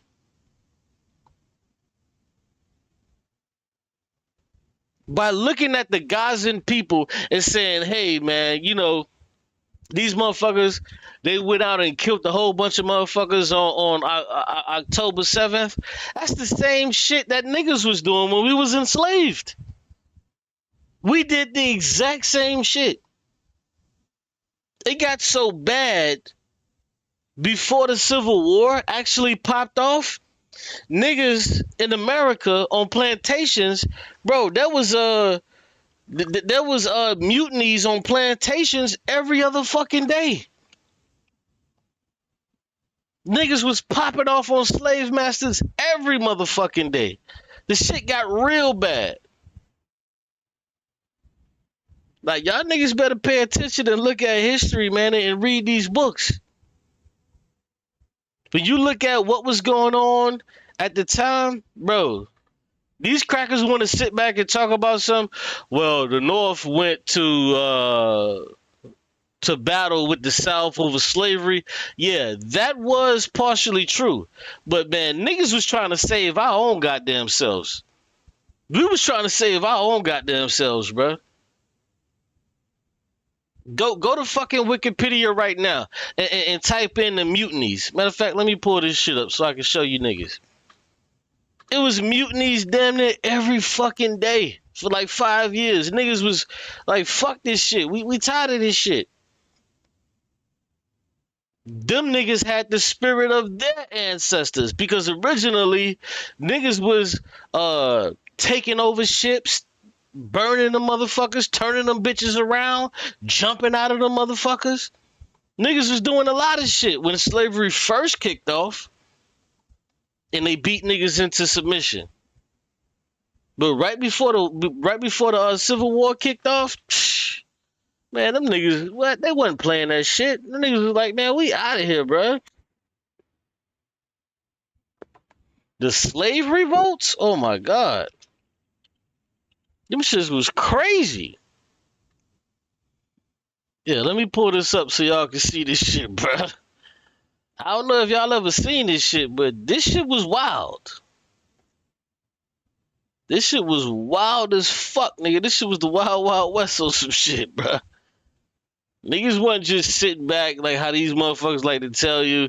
Niggas were just sitting back and letting these crackers just do whatever the fuck they was trying to do. Nigga, you fucking crazy. This shit averaged out to like a fucking slave revolt a fucking day. This shit was wild. Here, let me pull this up. I want y'all to see this real quick. I got some other shit I want to show y'all, but here, look at this. Slave rebellions and resistance were means of opposing the system of chattel slavery in the United States. There were many ways. Da da da da. Yeah, let me go down. Where's this shit?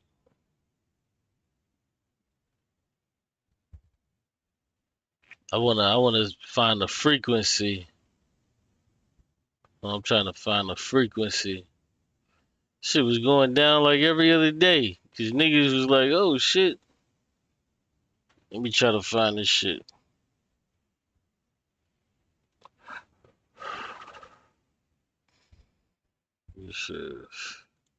I want to show y'all this other shit too. Cause this dumbass nigga was talking about capitalism.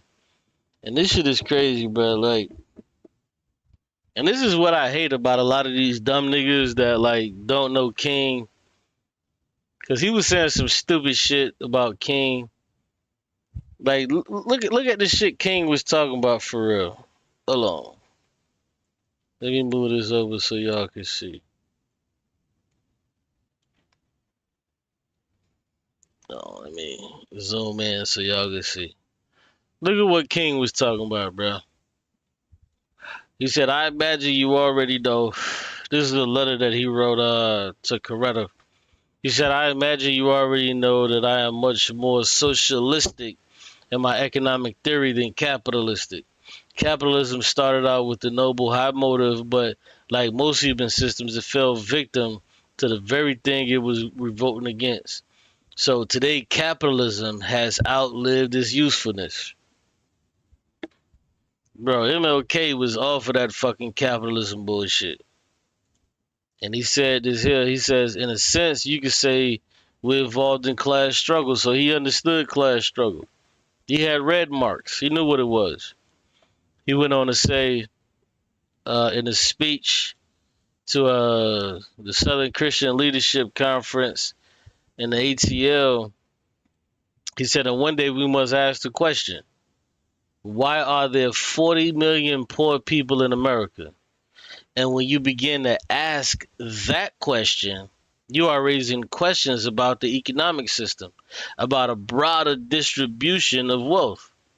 When you ask that question, you begin to question the capitalistic economy. And I'm simply saying that more and more, we've got to begin to ask questions about the whole society. So at this point, he's questioning the fucking capitalistic society. But this dumb nigga, he would fucking never know. This is a speech to the Southern Christian Leadership Conference he gave. He said, capitalism forgets that life is social. And the kingdom of brotherhood is found neither in the thesis of communism nor the antithesis of capitalism, but in the highest synthesis. Everybody know this. Everybody know this quote right here. I knew this when I was a kid. Call it democracy or call it democratic socialism, but there must be a better distribution of wealth within this country, for we're all God's children. Everybody know that shit. I knew that since I was a kid. He said that. He went on to say, we must recognize that we can't solve our problem now until there's a radical redistribution of economic and political power. See, this is what I was trying to allude to earlier.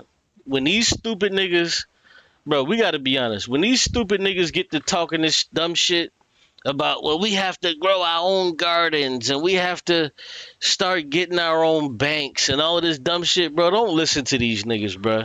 These niggas are dumb. Don't listen to no nigga that's talking about, oh, we have to get our own banks and we have to start to grow our own gardens. And bro, King understood at that point, nigga, the shit was already there. Because even at that time, everything was already there for people. It just wasn't there for black people. All of these systems were already in place. There's enough food to feed everybody. There's enough money that everybody can have. There's enough for everybody. Don't listen to no nigga that's telling you we need to start our own black. Bro, this is what I fucking detest and despise so much. I don't know if y'all have heard me say this on this channel, but I've said this a multiplicity of times. I hate, this is what I hate so much, is when a nigga come on here and they be like, well, damn, bro, what we gotta do? What you mean? Like what we gotta do? I hate when a nigga say that. You know why? You know why I hate so much when a nigga try to say that? Because I look at this shit and I be like, how the fuck are you this dumb? The niggas died for this shit, bro. What the fuck you think they died for? You think they died because niggas wasn't coming together and putting together no fucking banks? Or they wasn't coming together and putting together no fucking grocery stores? I hate when niggas say this shit. Man, what we gotta do then? Like you don't know what the fuck to do. Open up a fucking book, you clown. Niggas died for this shit already. We already know what the fuck to do. We just got clowns like this fucking nigga. Reverend Conrad Tillard. How the fuck do you not know what to do? I'm gonna tell you, bro. When I first came into this conscious, so-called conscious shit, I was understanding. I was understanding. Because I was like, okay, well, yeah, you know, some niggas may not know. Some niggas may not know. I get it. But now we in 2025, bro. You have no excuse to be coming into this shit, talk about you don't know what the fuck you should be doing. How should we do shit, bro? You have no fucking excuse, bro. I don't want to hear no fucking nigga asking me no question about, whoa, what should we be doing or what should we, bro? The fuck are you talking about? I have no respect for no nigga. Like, bro, like you just playing at that point. What do you mean you don't know what to do? What the fuck do you mean you don't know what to do? How are you a person that actually gives a fuck about black people, but you are so fucking lazy, can't get off your motherfucking ass, and you haven't read the fucking literature? What do you mean you don't know what to do? I hate these weak ass niggas that be like, man, we don't know what to do. We need to find a leader, and you know, Dr. Umar Johnson, and you know, he needs to create. Man, fuck Umar Johnson, nigga. We don't need to create a school. Create a school for what? There's fucking thousands of schools here in America right now. Create a school for what? All of this shit is fake, bruh. It's performative. It's fake as shit. Create a school for what? You know what the fuck you need to be doing. And if you don't know, open up a fucking book and read. If your first introduction into the conscious community or whatever the fuck is, and you asking these fucking stupid ass questions, nah, bruh, this ain't it. There should never be a fucking time that you coming into the so-called conscious community asking niggas about what could you be doing or what? You don't know what the fuck you need to be doing? Huh? You don't know what you need to be doing. Well, see, you know, man, you know, yeah. Bro, it's very fucking simple, bro. It's very fucking simple, bro. This shit, I ain't gonna lie, bro. That fucking question always bothered me. And there was so many niggas that would come on and would say this shit. Like, this is real shit. I would be watching Sanetta's channel, and there would be so many niggas that would be coming on there talking about some, yeah, Sa, what do you think that we should be doing? And, you know, and I would just shake my fucking head. Like, what the fuck are you talking about? What? Why are you asking Sanetta? Why the fuck are you asking Sonetta what the fuck should you be doing?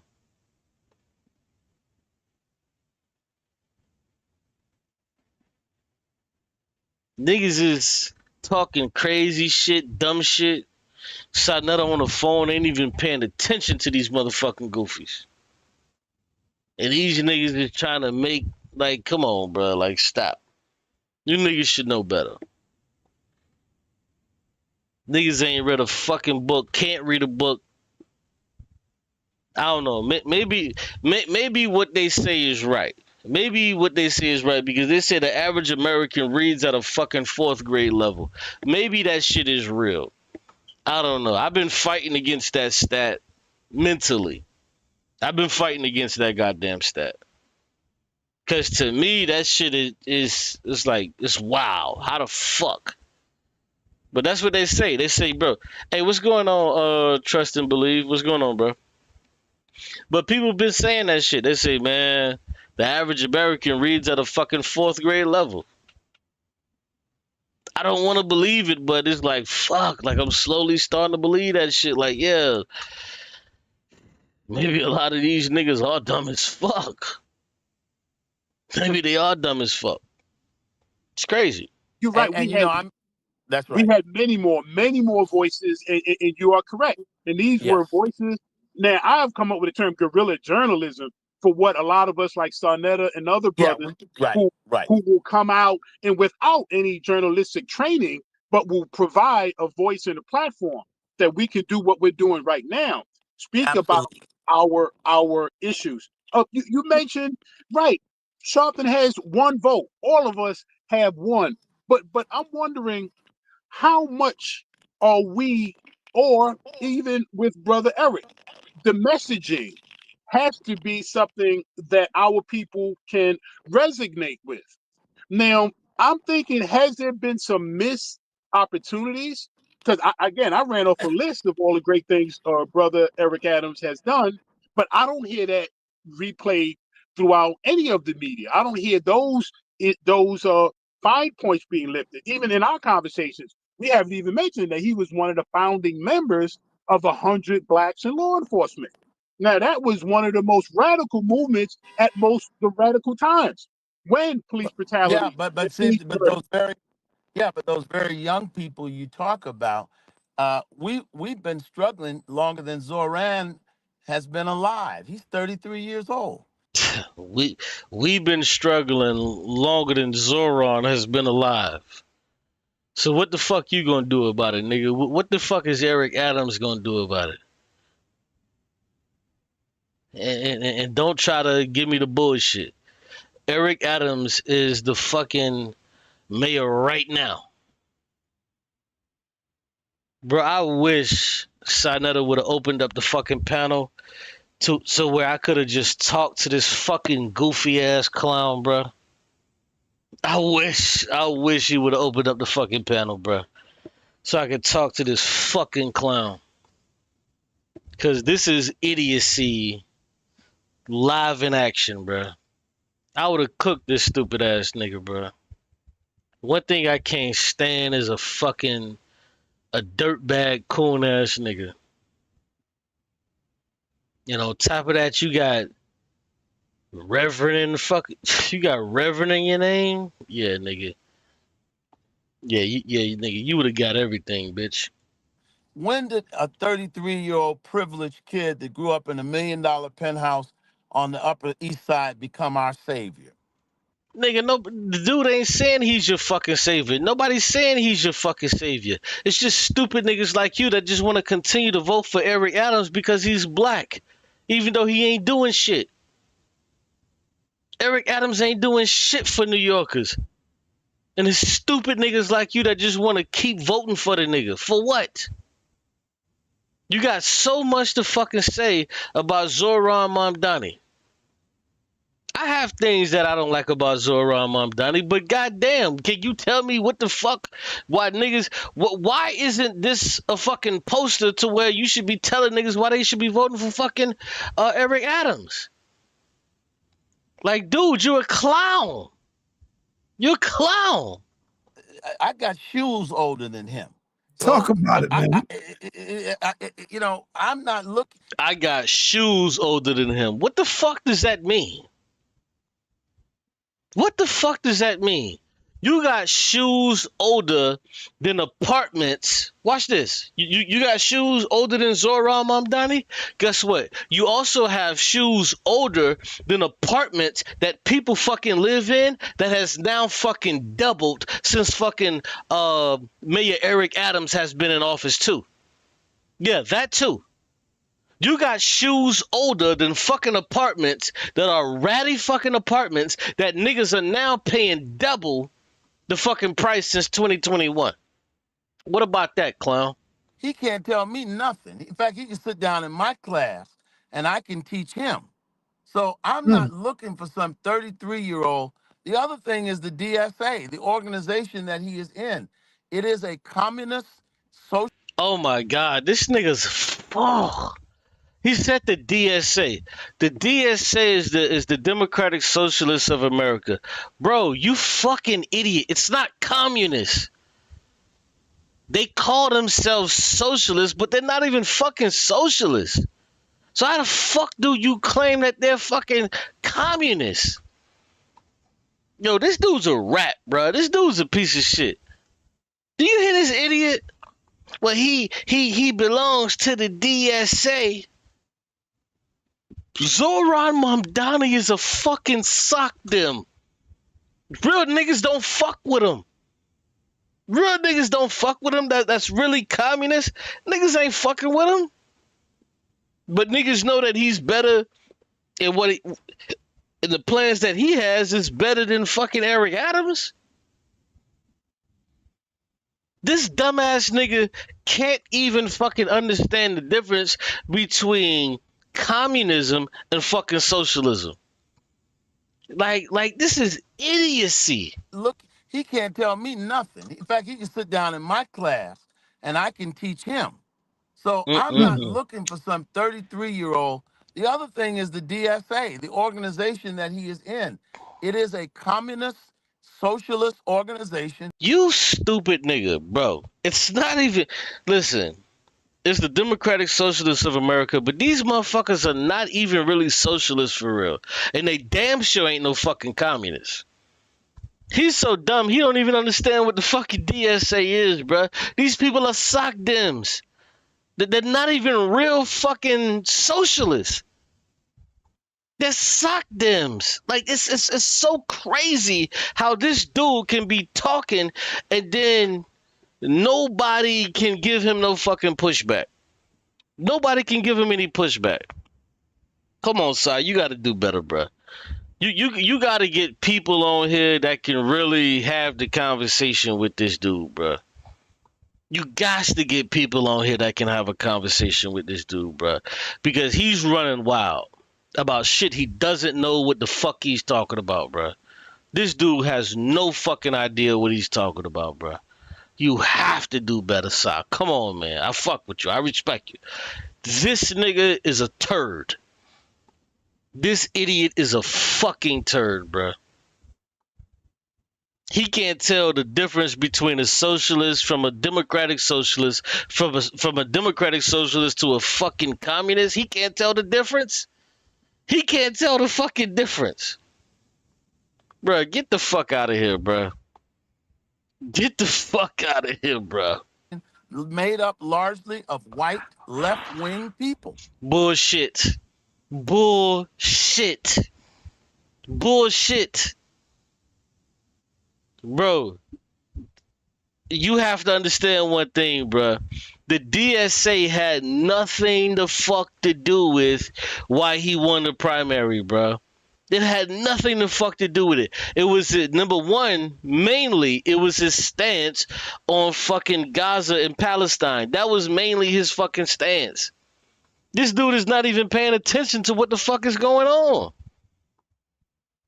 It had nothing to fuck to do with no goddamn democratic socialist. Listen, I don't even live in fucking New York City, and I understand the fucking the politics of New York City more than this fucking idiot. Ain't that a bitch? Ain't that a shame?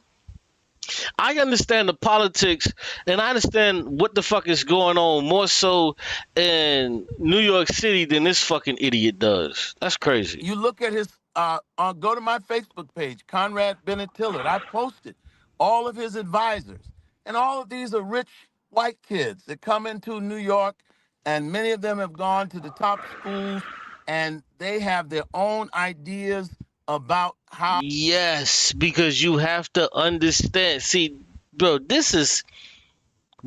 let me help you out. Earth the stupid. This is what socialism is, bro. Socialism in America, the way how it's operated and worked, which I don't agree with it. It's not really socialism to me, but stupid niggas like you, it's socialism to you stupid niggas. The way how it's worked, it's top down. To where, and Karl Marx said the same fucking thing. Karl Marx said the same goddamn thing, bro. You know what's funny? What's his name? Yara asked me the same goddamn question in our debate. Yara asked me the same question in our debate, and I was like, yeah, nigga, because it's top down. The people with the most fucking power, they tend to be fucking rich or have money. So those are the people that have to make fucking change. Other people with the money, because you don't have a poor person that comes from nothing and they just begin to make change. It's people with fucking money. Karl Marx talked about this shit, and the brother Yara asked me this question. I explained it to him. I said, bruh, yes, it's gonna be the rich motherfuckers that are gonna be the people that are going to spawn the revolution, but these motherfuckers ain't finna kill shit or let nothing die. It's the rich motherfuckers that are gonna be the people to spawn it, but these motherfuckers ain't gonna be the people that die. They're not going to be the people that's running up in shit, killing shit, changing shit. No. But it has to be a top-down system. Karl Marx said the same shit. I tried to explain this shit to Yara. So why the fuck is this dumb? Well, I know. Why this dumb nigga's talking about, oh, man, this dude grew up with a silver spoon in his mouth. Yes, nigga. Name me one fucking politician that didn't grow up with a fucking silver spoon in their goddamn mouth. Name one. They all grow up in these bubbles. They all grow up in these bubbles. Some of them may not be wealthy. Some of them may not be super rich, but all of them come from this same goddamn mold. And Karl Marx understood this shit. This is how you know this type of stupid nigga don't even fucking read. Because all of these people come from this same type of fucking mold, bro. They come from this same mold. These people don't want to do no fucking hard labor. So what do? First, what they'll probably do is they'll run for some shit in a high school. They'll run for something in a high school. Boom, they'll win.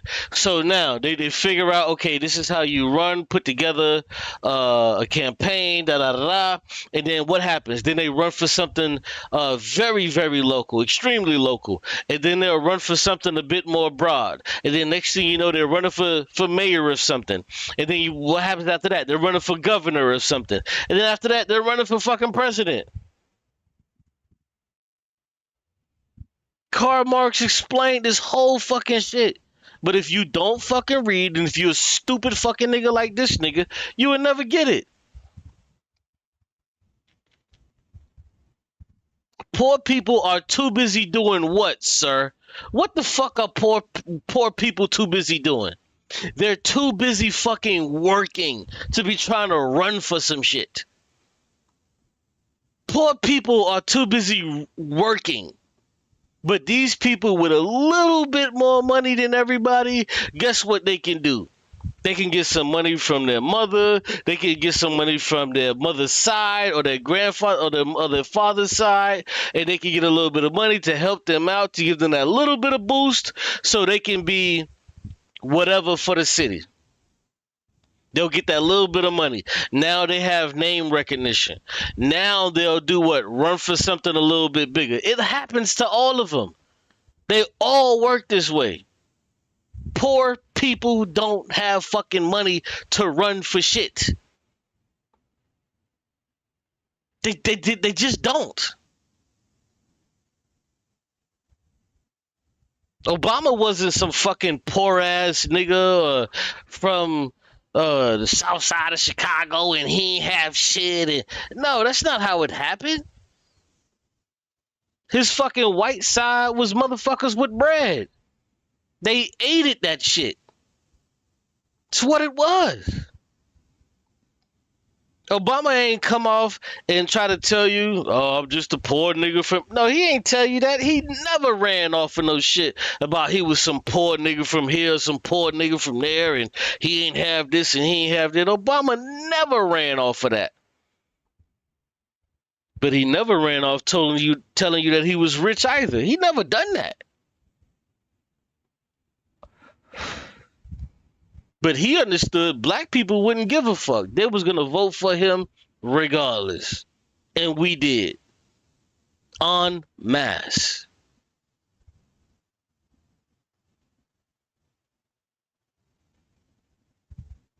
Imagine you running and telling motherfuckers you poor and this and that. Motherfuckers, bro, do you know if you don't have the newest fucking iPhone, people look down on you? Like, just think about it, bro. Just think about it. You at your fucking job.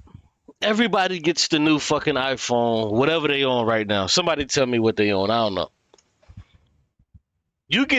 Everybody gets the new iPhone, but you don't get it. People look down on you for not having the newest iPhone. So imagine you running on a campaign saying that you poor and you ain't got shit. In America, people look down on poor people.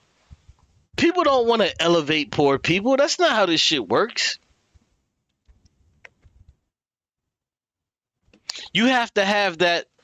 In the past, you used to have that happy medium to where you weren't poor, but you didn't grow up with that silver spoon to where you were super rich.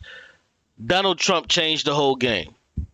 He changed the whole game to where now he got motherfuckers to believe. What was the one thing that these stupid MAGA idiots used to say in the 2016 election? What did they keep on saying over and over and over and over again? Well, he's a great businessman. Well, he's a great businessman. Well, he's a great businessman. They kept saying it over and over. And then you would tell them, like, yo, the dude has had like 7 bankruptcies. How the fuck is he a great businessman? Well, you know, to have that amount of money, you have to be a great businessman. Well, that money didn't come from him being a businessman. He started off with $600 million that came from his father. Well, I think he's a good businessman and he'll be able to whip this country into shape. Then what happened? He fucked over the country. And then now he's back in office fucking over the country again. I remember that shit back in 2016. These white motherfuckers said this shit over and over and over and over again. They said, oh, he's a great businessman. He's a great businessman. They kept on saying that shit. They confused themselves by saying that shit. Here, let me pull it up. Man, these white motherfuckers was crazy. I was like, yeah, he's a great businessman. Watch this. Hold on. Watch this. I'm going to pull it up. Peace. What's going on, Tone? Tone said the Rev was off base on a lot of shit. No, the Rev was way out of there. The Rev nigga's a cone. That nigga's a cone.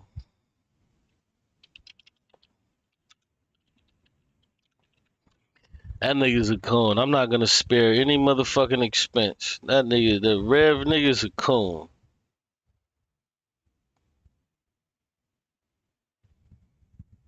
Yeah, let me see if I can find this shit.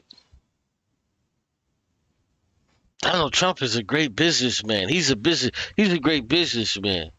This shit was pathetic how many people was saying that shit. And then people was like, yo, Donald Trump is a horrible fucking businessman. Like, he's literally a fucking horrible businessman. Like, they just couldn't stop. They couldn't stop. Yeah.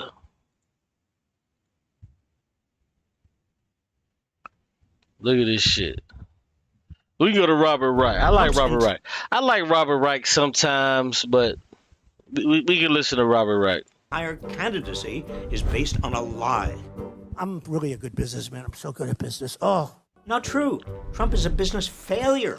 Almost every Look at Donald Trump. Oh, I'm such a good businessman. Trump's entire candidacy is based on a lie. I'm really a good businessman. I'm so good at business. I'm such a good businessman. No, Donald Trump is not a good businessman, bro. He's not. Business. Oh, Not true. Trump is a business failure. Almost every business he's touched, he's driven into the ground. Bro, I promise you, I guarantee you, if I was able to talk to this Rev nigga and let him listen to this shit, and I could show him evidence that Donald Trump was a horrible fucking businessman with 6 or 7 bankruptcies, you know what this clown nigga would still go along with? Oh, but he's still a good businessman because... When it comes to great steaks, I've just raised the stakes. Trump steaks are the world's greatest steaks, and the Trump steaks. Oh, Trump steaks. Failed business. Trump University. Failed fucking university. So much shit this nigga did failed. Everything he touched failed. But when you got 400 million, 600 million fucking dollars, nigga, you can dip your toe into anything. Sharper Image is the only store where you can buy them. According to Sharper Image. Remember the Sharper Image back in the day? I remember Sharper Image back in the day. Why is it no longer around? Do y'all remember Sharper Image from back in the day? In the late 90s? I remember Sharper Image. It failed. Now, I didn't know that Donald Trump took it over, but it failed. Trump Water failed. Everything he's touched has failed. Image's then CEO, they literally sold almost no steaks. Trump had a failed board game. My new game is Trump, the game. Trump, the game, because it's not whether you win or lose, it's whether you win. Trump, the game. It's not whether you win or lose. It's just because you're going to lose and you just got to deal with it. It's not like Monopoly to where you get everything and own everything on the board. Trump, the game, nigga, you're going to lose.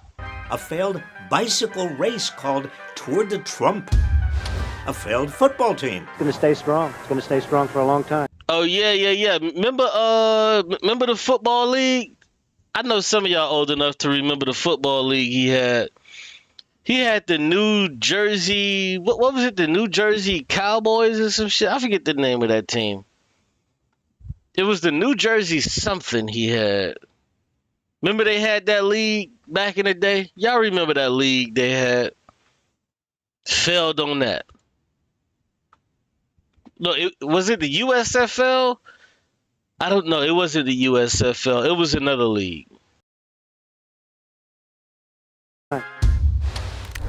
Trump decided it was a good idea to start a mortgage company in 2006. It's a great time to start a mortgage company. That failed in less than 2 years. Let's see, what else was there? Whatever happened to Trump Airlines? Oh! Trump Airlines. Y'all remember that? That was a good one. One of his planes had a crash landing within the first 2 months, which he insisted was the most beautiful landing you've ever seen. Oh my God, Trump Airlines is going to be so great. It's going to be so amazing. All the seats are going to be gold. Failed. Everything this dude has ever fucking touched has failed.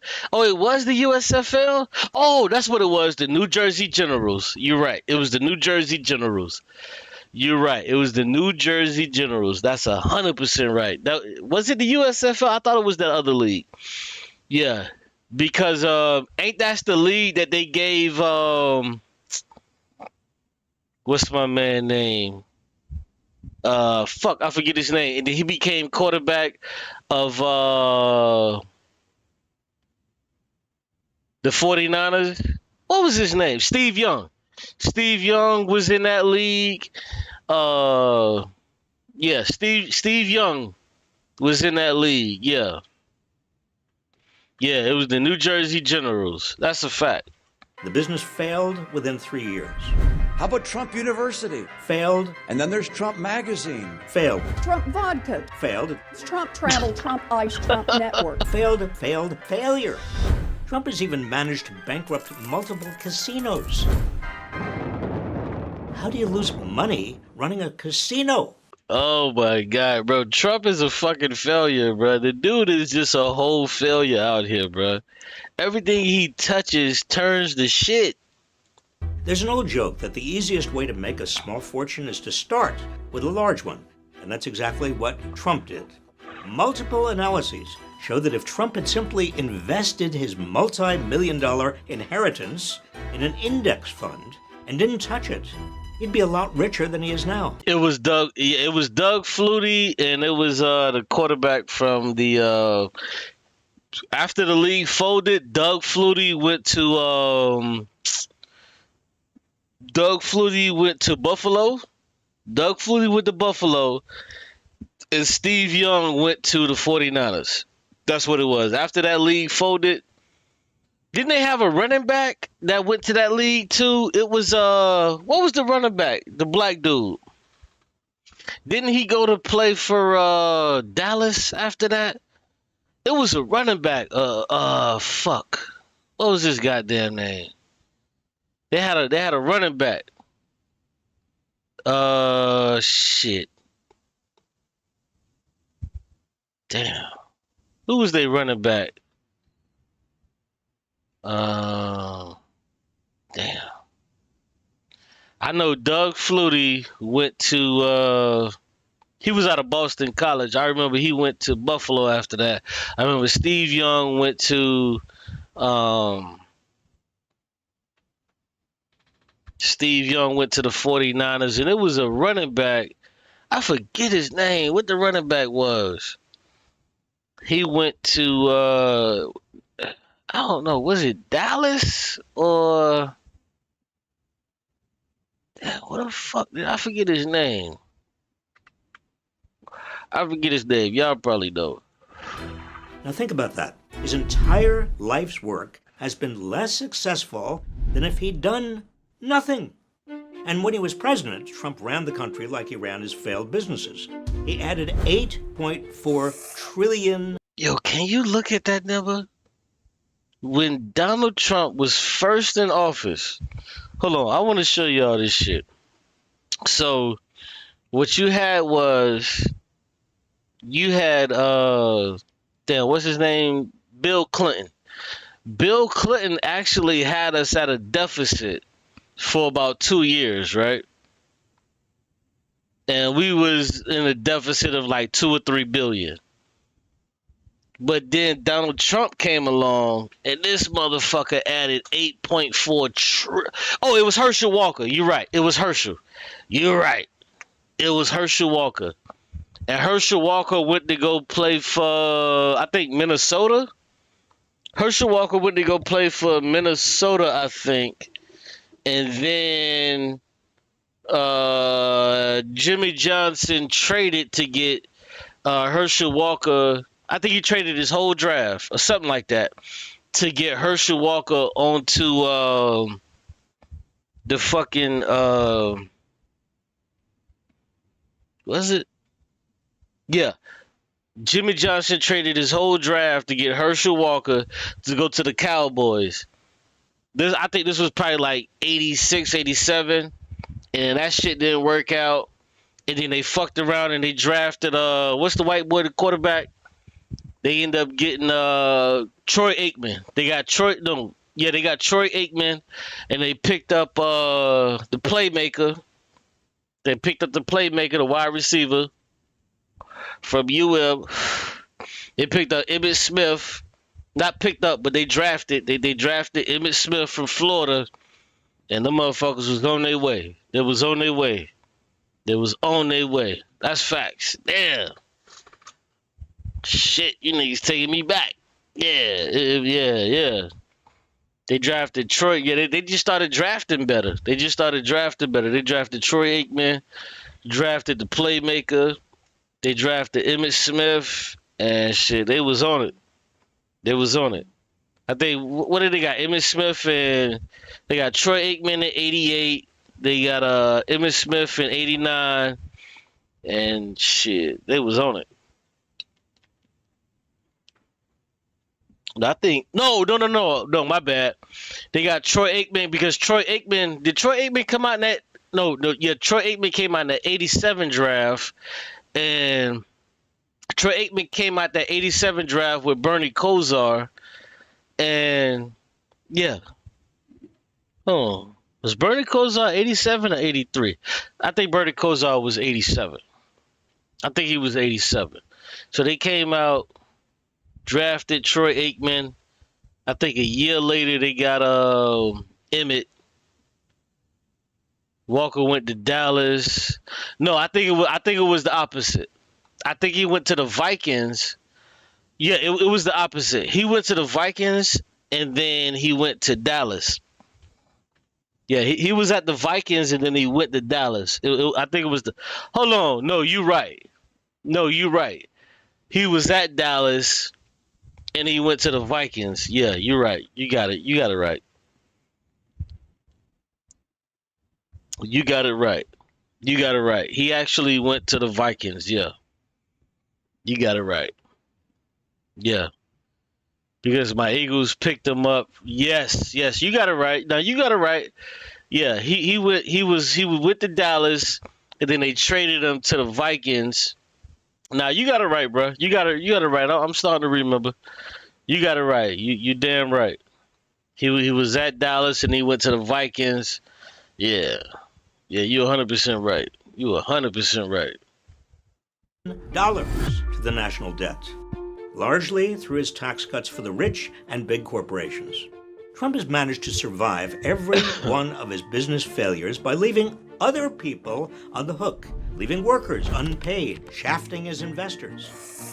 The whole idea that Trump is good at business was a carefully crafted illusion, concocted. Yeah, this shit was illusion because it was an illusion because a lot of people didn't know Donald Trump. Like a lot of people didn't know Donald Trump. People didn't know how much of a scam artist he was, because this is something that a lot of people like to use. They like to say, oh, man, rappers used to love Donald Trump. No, motherfuckers just used to use his name because he was considered a rich man back in the day. But niggas forget how many times rappers used the name Bill Gates. Like, niggas would use the name Bill Gates because he was just a rich person at the time, but they would always used to say, like, oh, man, people used to love Donald Trump. The rappers used to love Donald Trump. Nobody give a fuck about no Donald Trump. We just looked at him as just another rich cracker. Stacking chips like Trump. Nobody looked at him like he was a part of what black people was fucking doing. For a reality TV show. And like a lot of reality TV shows, we've come to learn it was all show and no reality. The only business Trump has been successful at is conning people. Now he's trying to do it. Y'all see that? Successful at is conning. Y'all see that? Can you believe that, bruh? Right, that's a fact, Tone. Rappers will say anything that rhyme. This nigga got the golden shoe out there, bruh. And these motherfuckers like, yeah, man, the rappers love Donald Trump. They got this golden shoe. Man, come on, bro. Like, this should have been a slap in the face to black people, but come on, bro. We talking about rappers. Like, these niggas don't give a fuck about what's going on. These niggas just want to make money. Like rappers are the shit bags of our goddamn culture. Like, these are the worst people. Like, who the fuck is looking to rappers about political insight? These niggas would wear a diaper on their fucking ass if they thought it was something that was cool. Like, these are rappers. People. Now he's trying to do it again. Don't fall for it.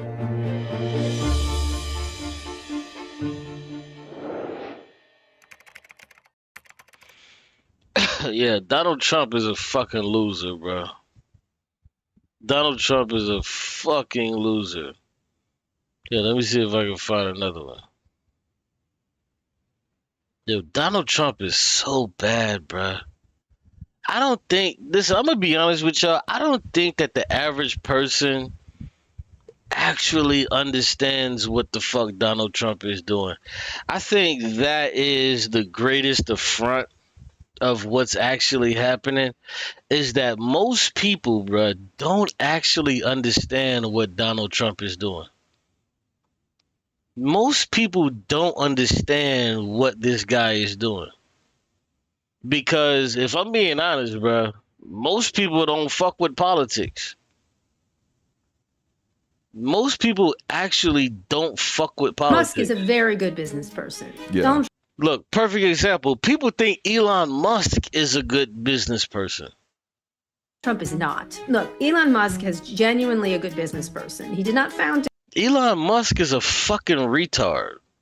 Like, Elon Musk did not found Tesla. He was an early adopter, but the nigga didn't found he didn't found Tesla. You know what Elon Musk did? The two people that actually founded fucking Tesla, he sued them so he could be have his name as one of the founders.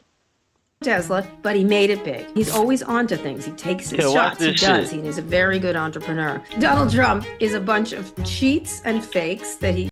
Yeah, watch this shit. These right here are the two founders of Tesla, bro.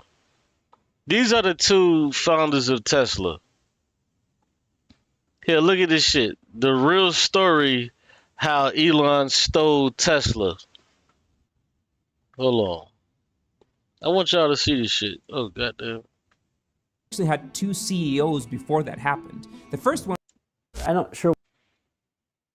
Hold on.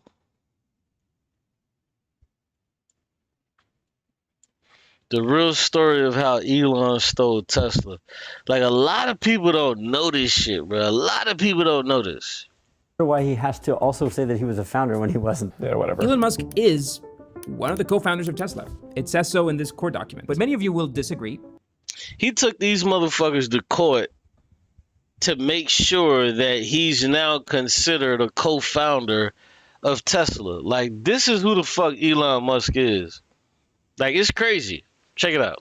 Most of you will probably disagree by the time we finish this story. So this will be a video about judging. And by all means, please do your judging in the comments. I'm going to do my best to stick to facts. I've spent days digging through the court documents, the lawsuits, and the history of Tesla to figure out how Elon Musk orchestrated one of the most hostile startup takeovers in recent history, and how he's somehow managed to make everyone forget about it. For us founders, this is a cautionary tale of how our investors might overpower us and how in the end, money wins. So let's go back to the winter of 2003. Martin Eberhard and Mark Tarpenning have been toying with the idea of starting an electric car company.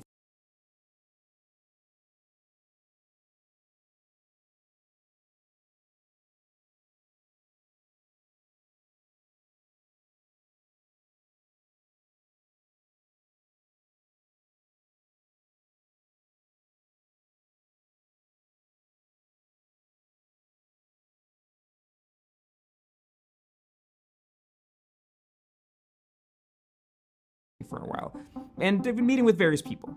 On a trip to Disneyland with his wife. Oh, my bad, I was muted. What I was saying is that you had Martin and Mark Tarpenning.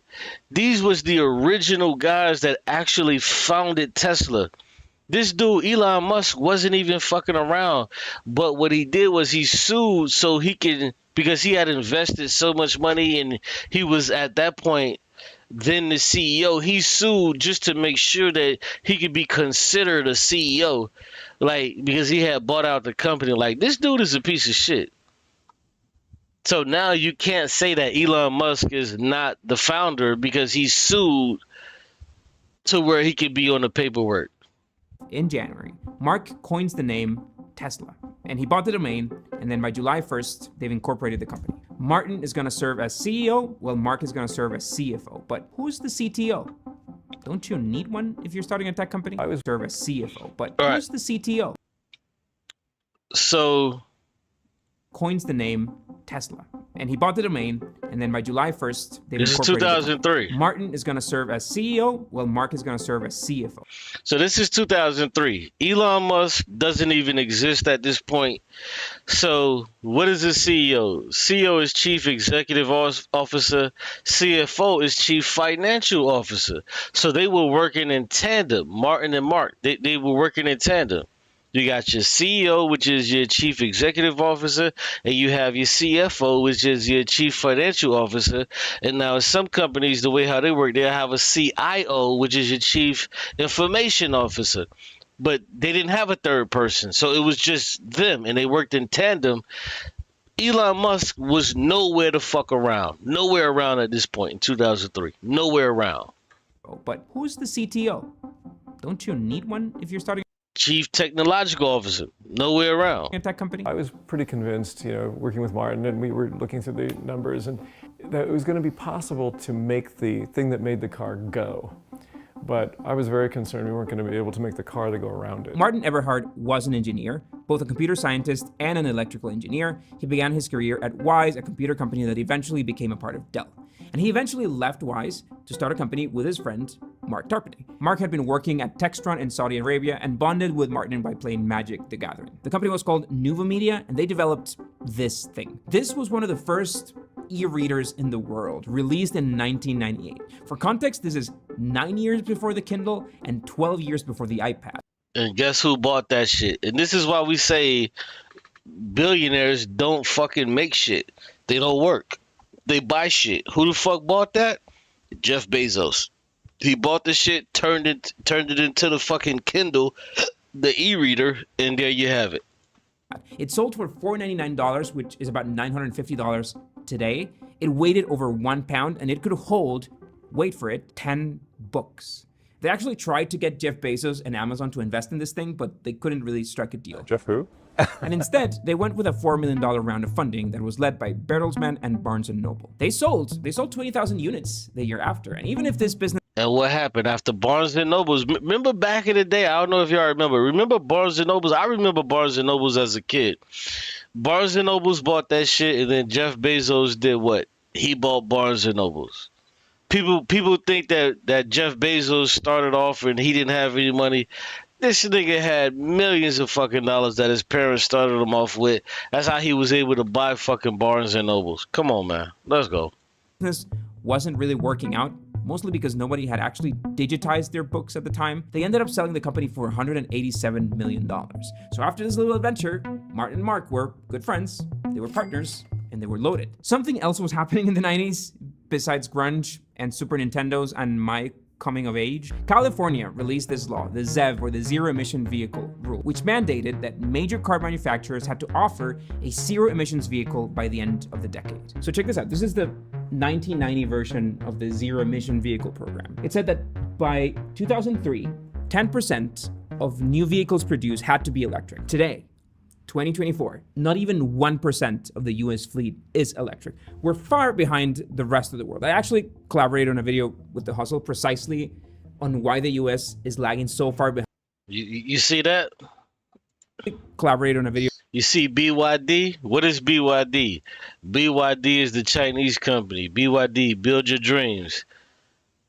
China is so far ahead of us. It's fucking ridiculous. With The Hustle precisely on why the US is lagging so far behind on this adoption, I'm going to link it below. But they did. Well, the reason why America is lagging so far below is because we put 100% tariffs on China's imports, to where if you want one of those little cheap ass fucking $15,000 cars, you can't get one. If you want one, it's $15,000, but since there's 100% tariff on it, you know how much you have to pay? You have to pay $30,000. You're better off getting a Toyota Tercel.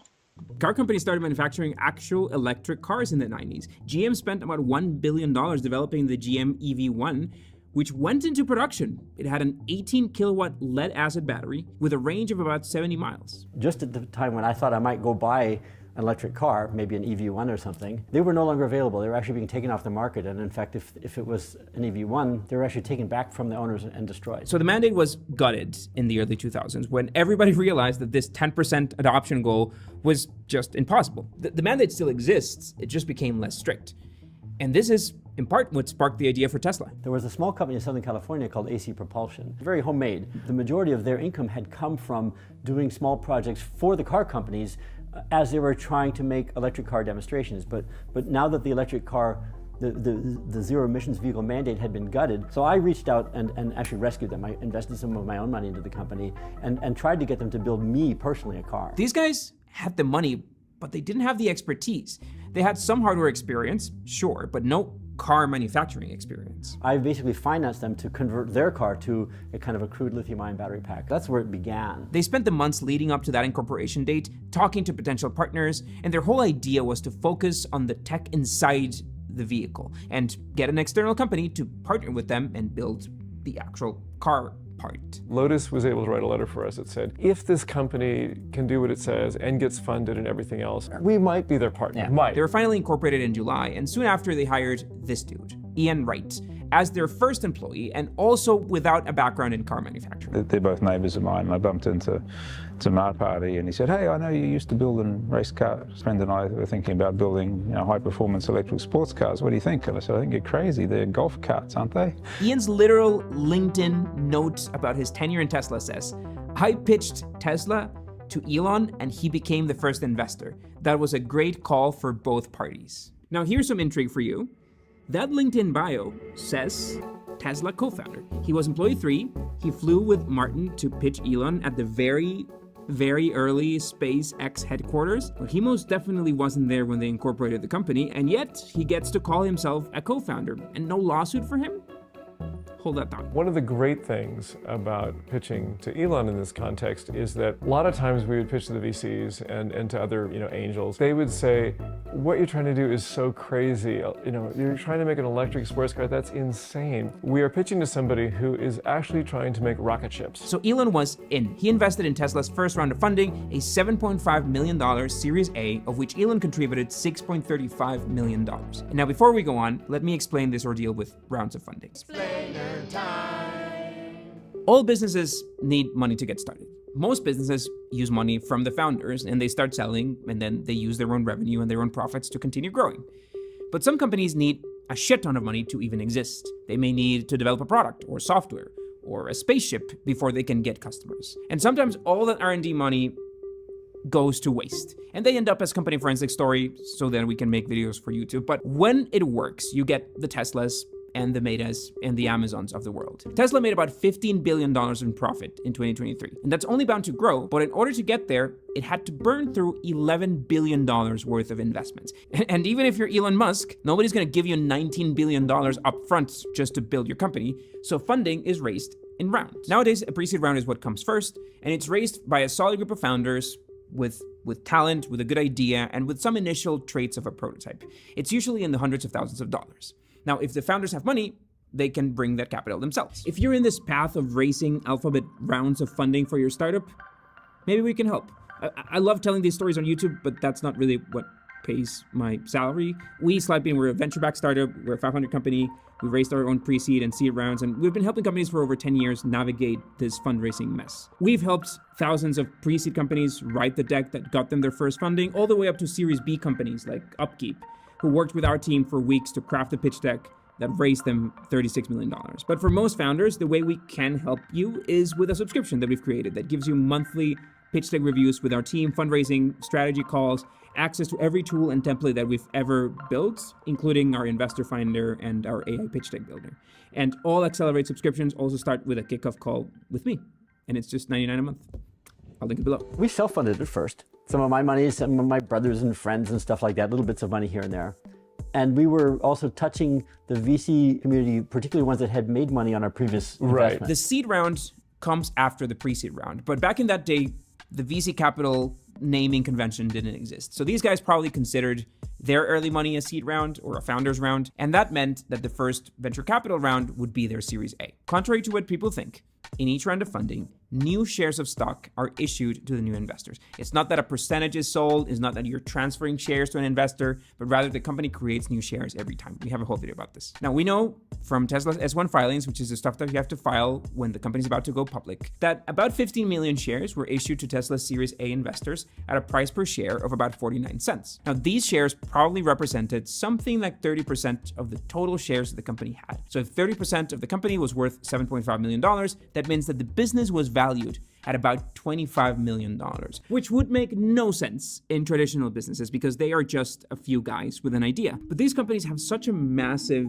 potential in the future that investors are normally willing to pour millions of dollars in exchange for seemingly small percentages of the company. And that was the case for Elon. At the time, Elon had made about $22 million from selling his company to Compaq and many, many more millions of dollars from the $1.5 billion deal of selling X/PayPal to eBay. Now we know that he invested $100 million of his own cash into SpaceX, so this $6 million and some check to Tesla, that was a bit of a side gig for him. Now, if you're putting money into a company, you would want some level of control or say in the company's decisions, and that's what the board is for. So the board of directors is a group of people authorized to speak and to decide on behalf of the shareholders. Since companies can end up having hundreds, thousands of shareholders if they go public, it makes no sense having to ask everyone to vote for every single company decision. So the board has pretty much the entire power to make key business decisions for the company. Now, at the time of Tesla going public, Tesla's board consisted of 11 people.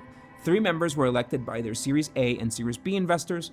1 member was elected by their Series C investors, 2 members by their Series D investors, 1 member by their Series F investors, and all the common shares voting together elected the rest of the members. But when Tesla was in Series A stage, right after Elon writing his check, this would have been a much smaller group. And both founders were probably there as part of the board as well as some other investors and sometimes other independent experts. But Elon conditioned his Series A investment against being chairman of the board.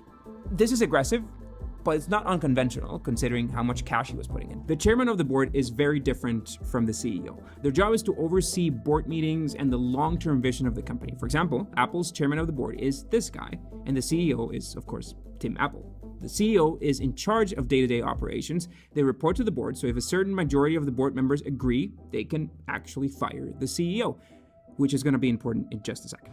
The board is unanimous. Steve will no longer be involved in this company. Tesla then got things moving in developing the Roadster with Elon as chairman and Martin as CEO.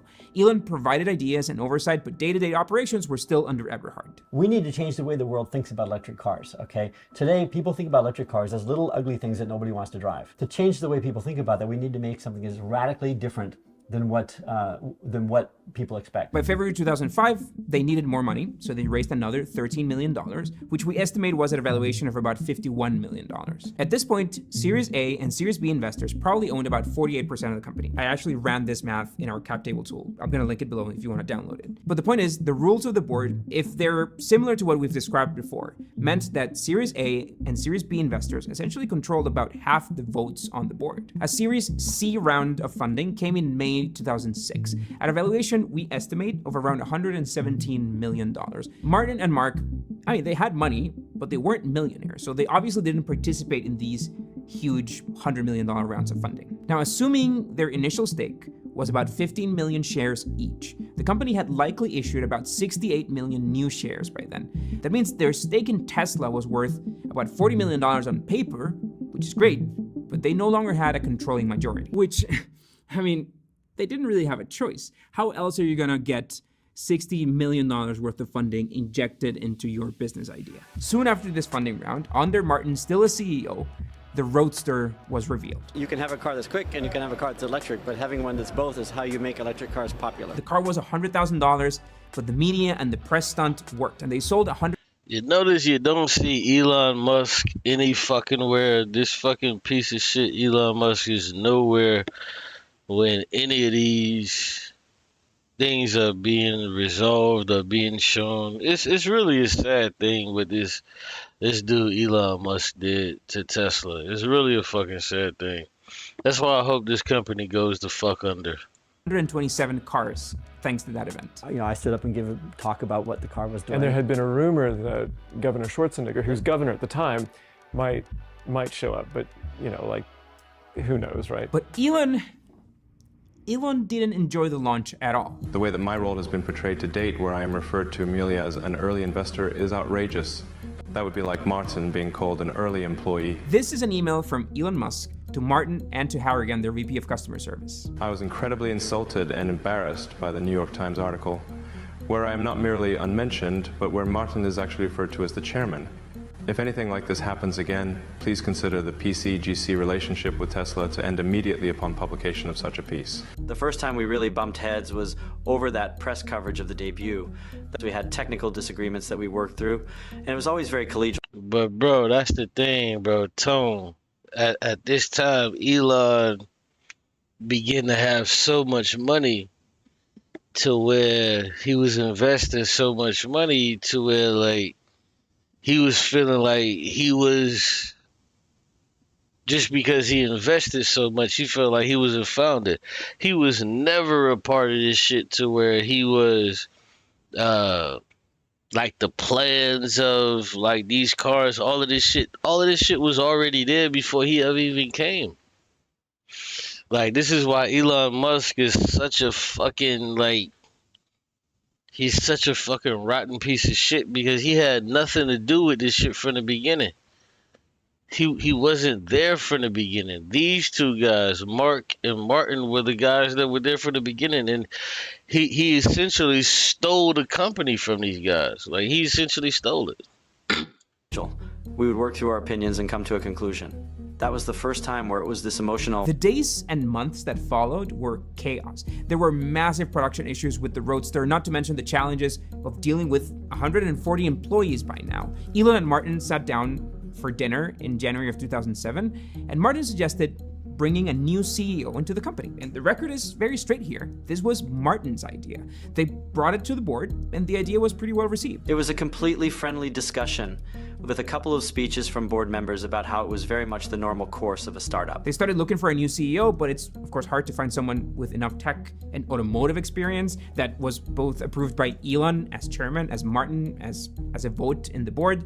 And then while Lotus was still gonna manufacture the car, Tesla needed to supply more and more components of the production chain. And they were still struggling to make it happen, months behind schedule. We originally planned to use a lot more standard technologies, for example, ordinary door handles rather than electric door handles. As we changed to more and more exotic ideas along the way, we took on more and more risk of that. I think Elon was part of the cause too. He was still just the chairman of the board, but a very involved one. So he would go and be the CEO of SpaceX, which he was, and he would disconnect himself from Tesla for a few days or a few weeks. And then by the time he caught up on what everybody was doing and the new progress that Tesla had made, he would scratch a lot of plans and have them backtrack. And this wasn't the only problem, of course, but many employees report and remember many delays caused by this situation. And soon enough, the news started leaking that Tesla was looking for a new CEO. But on a surprise phone call in August, Elon called Martin to tell him that he was being removed. This was actually an illegal move. The board of directors had met without him, which was a board member, and they had decided to oust him. The Tesla board had to meet the next day again to be able to officially fire Martin. But the decision was already made. He didn't have the votes, and he was out. When I got kicked out of Tesla, I had no money. I mean, I really had no money. Worse than that, I had no possibility of employment for about a year because of a restrictive intellectual property agreement with Tesla. I was voted off the island, and in a rather rude way. It wound up with some lawsuits and some settlements. A lot of people would think that Elon took over at this point, but that's not the case. The company actually had two CEOs before that happened. The first one was Michael Marks, who was the former CEO of the manufacturer Flextronics. And he had invested $2.5 million of his own money into the company. And he came to put out fires and a bunch of messes, first replacing the CEO and then production issues, and then he was replaced by Zev Drury, the former CEO of a car alarm maker called Clifford Electronics. Elon only really took over Tesla over a year after Martin had left. And so we've arrived to the lawsuit. Eberhard, the plaintiff, is suing Elon Musk for 11 complaints: libel, slander, injunctive relief, breach of contract, specific performance contract, declaratory relief, failure to pay due and earned wages, penalty for failure to pay wages, failure to write lawful wage statements, conversion, and negligence, including negligent infliction of emotional distress. Musk engineered the ouster of Eberhard from all roles at Tesla Motors in November 2007. He next endeavored to take ownership of the idea behind Tesla Motors by denigrating Eberhard's contributions. It says that Elon Musk began defaming Eberhard across media outlets, which, I mean, it was true. But what Martin absolutely could not put up with was other people calling themselves Tesla's co-founders. I'm not sure why he has to also say that he was a founder when he wasn't. I don't understand. Oh, yeah, whatever. What that early...